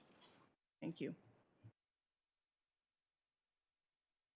Thank you, Madam Clerk. So Chair Unica is not coming back, so I will take us home. Moving on to items related to Public Works, 19.1. Sustainable Transportation Strategy Implementation Update. That was held by Councillor Fonseca. Councillor Parrish, did you have a comment? Yeah, Mr. Chair, I know we're all okay because we're at home, but the staff in the chamber is probably dying. Is it possible to move a motion to defer these last 3 items to next week's meeting since we do have one more meeting? I mean, I would be certainly open to that, Councillor. I know we have the 3 items, one held by Fonseca, Downey, and then Sado, depending on how long they would be, but I certainly agree if staff need a break, I'm happy to take a break or to defer it, which I guess I'll go to the speakers who held these items. Can they wait till January? My apologies, Mr. Acting Chair. There is not a council meeting scheduled for next week. The meeting that was scheduled for next week was actually for budget. So because we concluded budget last week, that meeting has been canceled. So let's plug away here and move forward. If I could just ask everybody to try their very best to keep their comments as short as possible. Thanks. So that's 19.1. It was held by Councillor Fonseca. Over to you, Councillor. Yeah, thank you through you, Mr. Acting Chair, and I'll be very brief. I held this. I do want to say a big thank you to all staff involved in the report. I do want to say a specific shout out to Neil Smith, who sits on as a regional representative, Mississauga Cycling Advisory Committee, regional staff. And I just had a couple of questions that I raised. I did raise under the Vision Zero, specifically with regards to Dixie Road again, and to staff through to staff. Is there an opportunity? I don't see anywhere in the appendix. Is there an opportunity to work with me offline, or if you have any information, if you could let me know, are there plans for cross rides along Dixie, in particular Dixie and Rathburn, Dixie and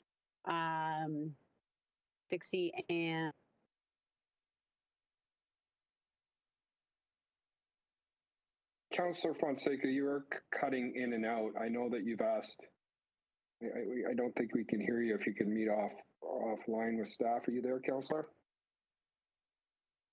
Hello? Yeah, okay, you're there now. You keep cutting in and out, Chris. Sorry about that. Can you hear me now? Yeah, but you're still a bit shaky, but go ahead. Okay.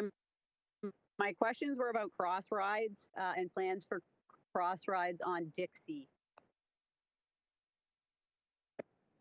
Okay, is that a question to staff? Yes, please. Okay, do we have somebody on?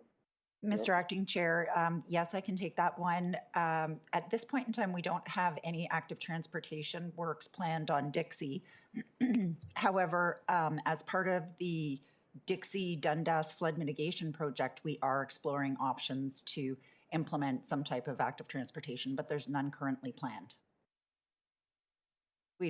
I would just add on as well, we'd be happy to meet with you offline to talk about additional opportunities. Yeah, that would be great. And as I referenced in under Vision Zero item report 10.1, the city is we're currently undergoing a integrated road project for Rathburn and Pony Trail, and another one integrated road project that encompasses Bloor Street, and so the intersection of Bloor and Cawthra and the intersections of Bloor and Dixie. There is a multi-use trail that runs the full extent, again, through Ward 3 and beyond, south through to, I know, into Councillor Dasco's ward. And I believe it extends north as well into Councillor Parrish's ward along Dixie. We have a hub at Dixie and Eastgate, a transportation hub, and I would like to meet with staff offline with regards to integrating cross rides at these intersections, and as well to meet with staff around the integrated road projects. I'll keep it to that. I raised the other questions really at the Vision Zero presentation, so happy to move the report, Mr. Acting Chair. Thank you, Councillor, and I believe Commissioner Dedmon did say she'd be more than happy to meet offline. So it's moved by Councillor Fonseca. Don't see any other speakers. Can I ask Councillor Dasco to second the motion? Any objections, Madam Clerk? We don't need a recorded vote, do we? That's correct, Mr. Acting Chair, just to determine if there's any objections. Thank you. Okay, not seeing any, so that is moved. On to 19.2, PO Goods Movement Update. Councillor Downey had held that. Over to you, Councillor Downey. Thank you, Chair. Just a few questions for staff, and I have been working with them to kind of bring a few items into the forefront as it aligns with the Goods Movement Task Force and our planning as well. So what I'm looking for is for the Goods Movement Task Force meeting, just bringing the industry together. So if staff could look at, and I'm not sure if this is in the form of an amendment to this report. I think this report was just brought forward for receipt, but it may just be a kind of easy direction. But if the region could facilitate the Goods Movement Task Force meeting, bringing additional industry together to draw attention to the illegal truck parking in Peel, and to engage industry partners to look at potential solutions within the industry side to minimize the problem. Also, can the region facilitate further discussions with the local municipalities and province on illegal truck parking in Peel? Additionally, I think that this information should be brought forward to our planning committees as well. Oftentimes it seems as though when the ratios of employment lands are being worked out, that the secondary businesses and secondary runoffs from our employment lands are not adequately being measured. And then also, I know that we have availability to provide the data on the shifts in the market and the number of trucks being generated from our employment lands. So I'm looking for staff to just really take a closer look at those items as it pertains to our overall planning. I don't know if staff have any comments, but I believe direction to staff would be appropriate. Do you have any comments from staff? Thank you, Mr. Acting Chair. Yes, staff can take that as direction on all items. We're certainly happy to facilitate a meeting as part of the Goods Movement Task Force, raising the issue at that task force and looking for some opportunities for improvement as well in our role as facilitator for the Goods Movement Task Force. we'd be happy to continue advocating MTO, perhaps to expand some of the parking capacity on routes and look for other parking opportunities, and as well with the information the councillor has requested with respect to market trends and number of trucks being generated, we'd be happy to share that data as well. Great, thank you. I have Councillor Sinclair on the board. Thank you, Chair Mahoney. I notice in the 2021 work plan, there's mention of an aggregate movement impacts on community study that's underway. And I wondered if I could be briefed on that and have copies of any draft documents. Thank you. Over to staff. Through the chair, I would suggest that we would be happy to provide any information that we already have. And I see Terry Ricketts is also on the board in case there's anything in addition she'd like to add. Terry? Yeah, through you, Mr. Chair, just to echo Keely's comments, we're happy to provide that information and meet with the councillor. Wonderful. Great. Thank you, staff. Mr. Chairman, thank you. Thank you, Councillor. So that's going to be moved by Councillor Downey, and if I could ask Councillor Sinclair to second it. Any objections? Seeing none, we are moving on to 20.1. Carolyn Mulrooney, Minister of Transportation under Communications. Councillor Sato, you held that. Over to you. Yeah, I just want it referred to the Roundtable Task Force on Vision Zero. Okay, great. So that's moved by Councillor Sato. Have a seconder. Thank you, Mayor Thompson. So moved by Councillor Sato, seconded by Mayor Thompson. Moving right along, other business council inquiries. Do we have any other business or council inquiries? Mayor Thompson? Yeah, and I don't know if everybody's heard or not, but someone that we all know that have worked in delegated council over a number of years is Glenn Schnarr passed away last night. He had a heart attack on a fishing trip last Wednesday. He had surgery, and he didn't come out of it. So anyway, I think we've all had something to do with Glenn over the years, so I just thought is the least we could do is pay our respects, because he was also the general manager for CBC for well over a decade, and has done a lot of work in all three municipalities. So anyway, I just thought I should share that. Thank you. Thank you for bringing that forward, Mayor Thompson. Yes, it was a shock when I heard this morning as well. So our condolences to his family. Okay. So, Madam Clerk, we're on to the bylaws. Yes, Mr. Acting Chair, there's two bylaws left, and then, of course, the confirming bylaw. Okay. Am I reading these bylaws? I can go ahead and do that for you. If you don't mind, yeah. I got a lot of papers in front of me. I'll turn it over to you.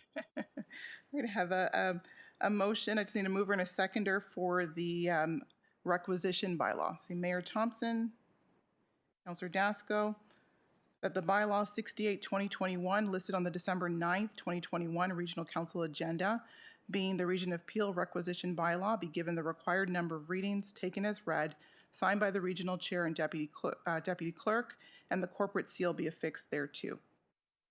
Are there any objections? Hearing none, that carries. And we're now on to the bylaw to amend the Region of Peel procedure bylaw. So I also need a mover and a seconder. Ian Sinclair will move it. Thank you, Councillor Sinclair and Councillor Parrish. Thank you. That the bylaw 69-2021 listed on the December 9th, 2021 Regional Council agenda, being the bylaw to amend the Region of Peel procedure bylaw 56-2019, be given the required number of readings, taken as read, signed by the regional chair and the deputy clerk, and the corporate seal be affixed thereto. Are there any objections? Hearing none, That also carries. Okay, thank you, Madam Clerk. And I guess that brings us to adjournment. We just got the confirming bylaw. Okay. I can go ahead and if I get a mover for Councillor Downey, seconded by Mayor Crombie, that the bylaw 71/2021 to confirm the proceedings of Regional Council at its meeting held on December the 9th, 2021, and to authorize the execution of documents in accordance with the Region of Peel bylaws relating thereto be given the required number of readings, taken as read, signed by the Regional Chair and Deputy Clerk, and the corporate seal be affixed thereto. Are there any objections? Hearing none, that also carries. And then lastly, Mr. Acting Chair, we have the motion to adjourn. Great, thank you very much. And before we do that, wishing everybody a happy and safe holiday season. So Mayor Crombie, you're moving adjournment. Can I have a seconder? Mayor Thompson, thank you very much. Take care, everybody.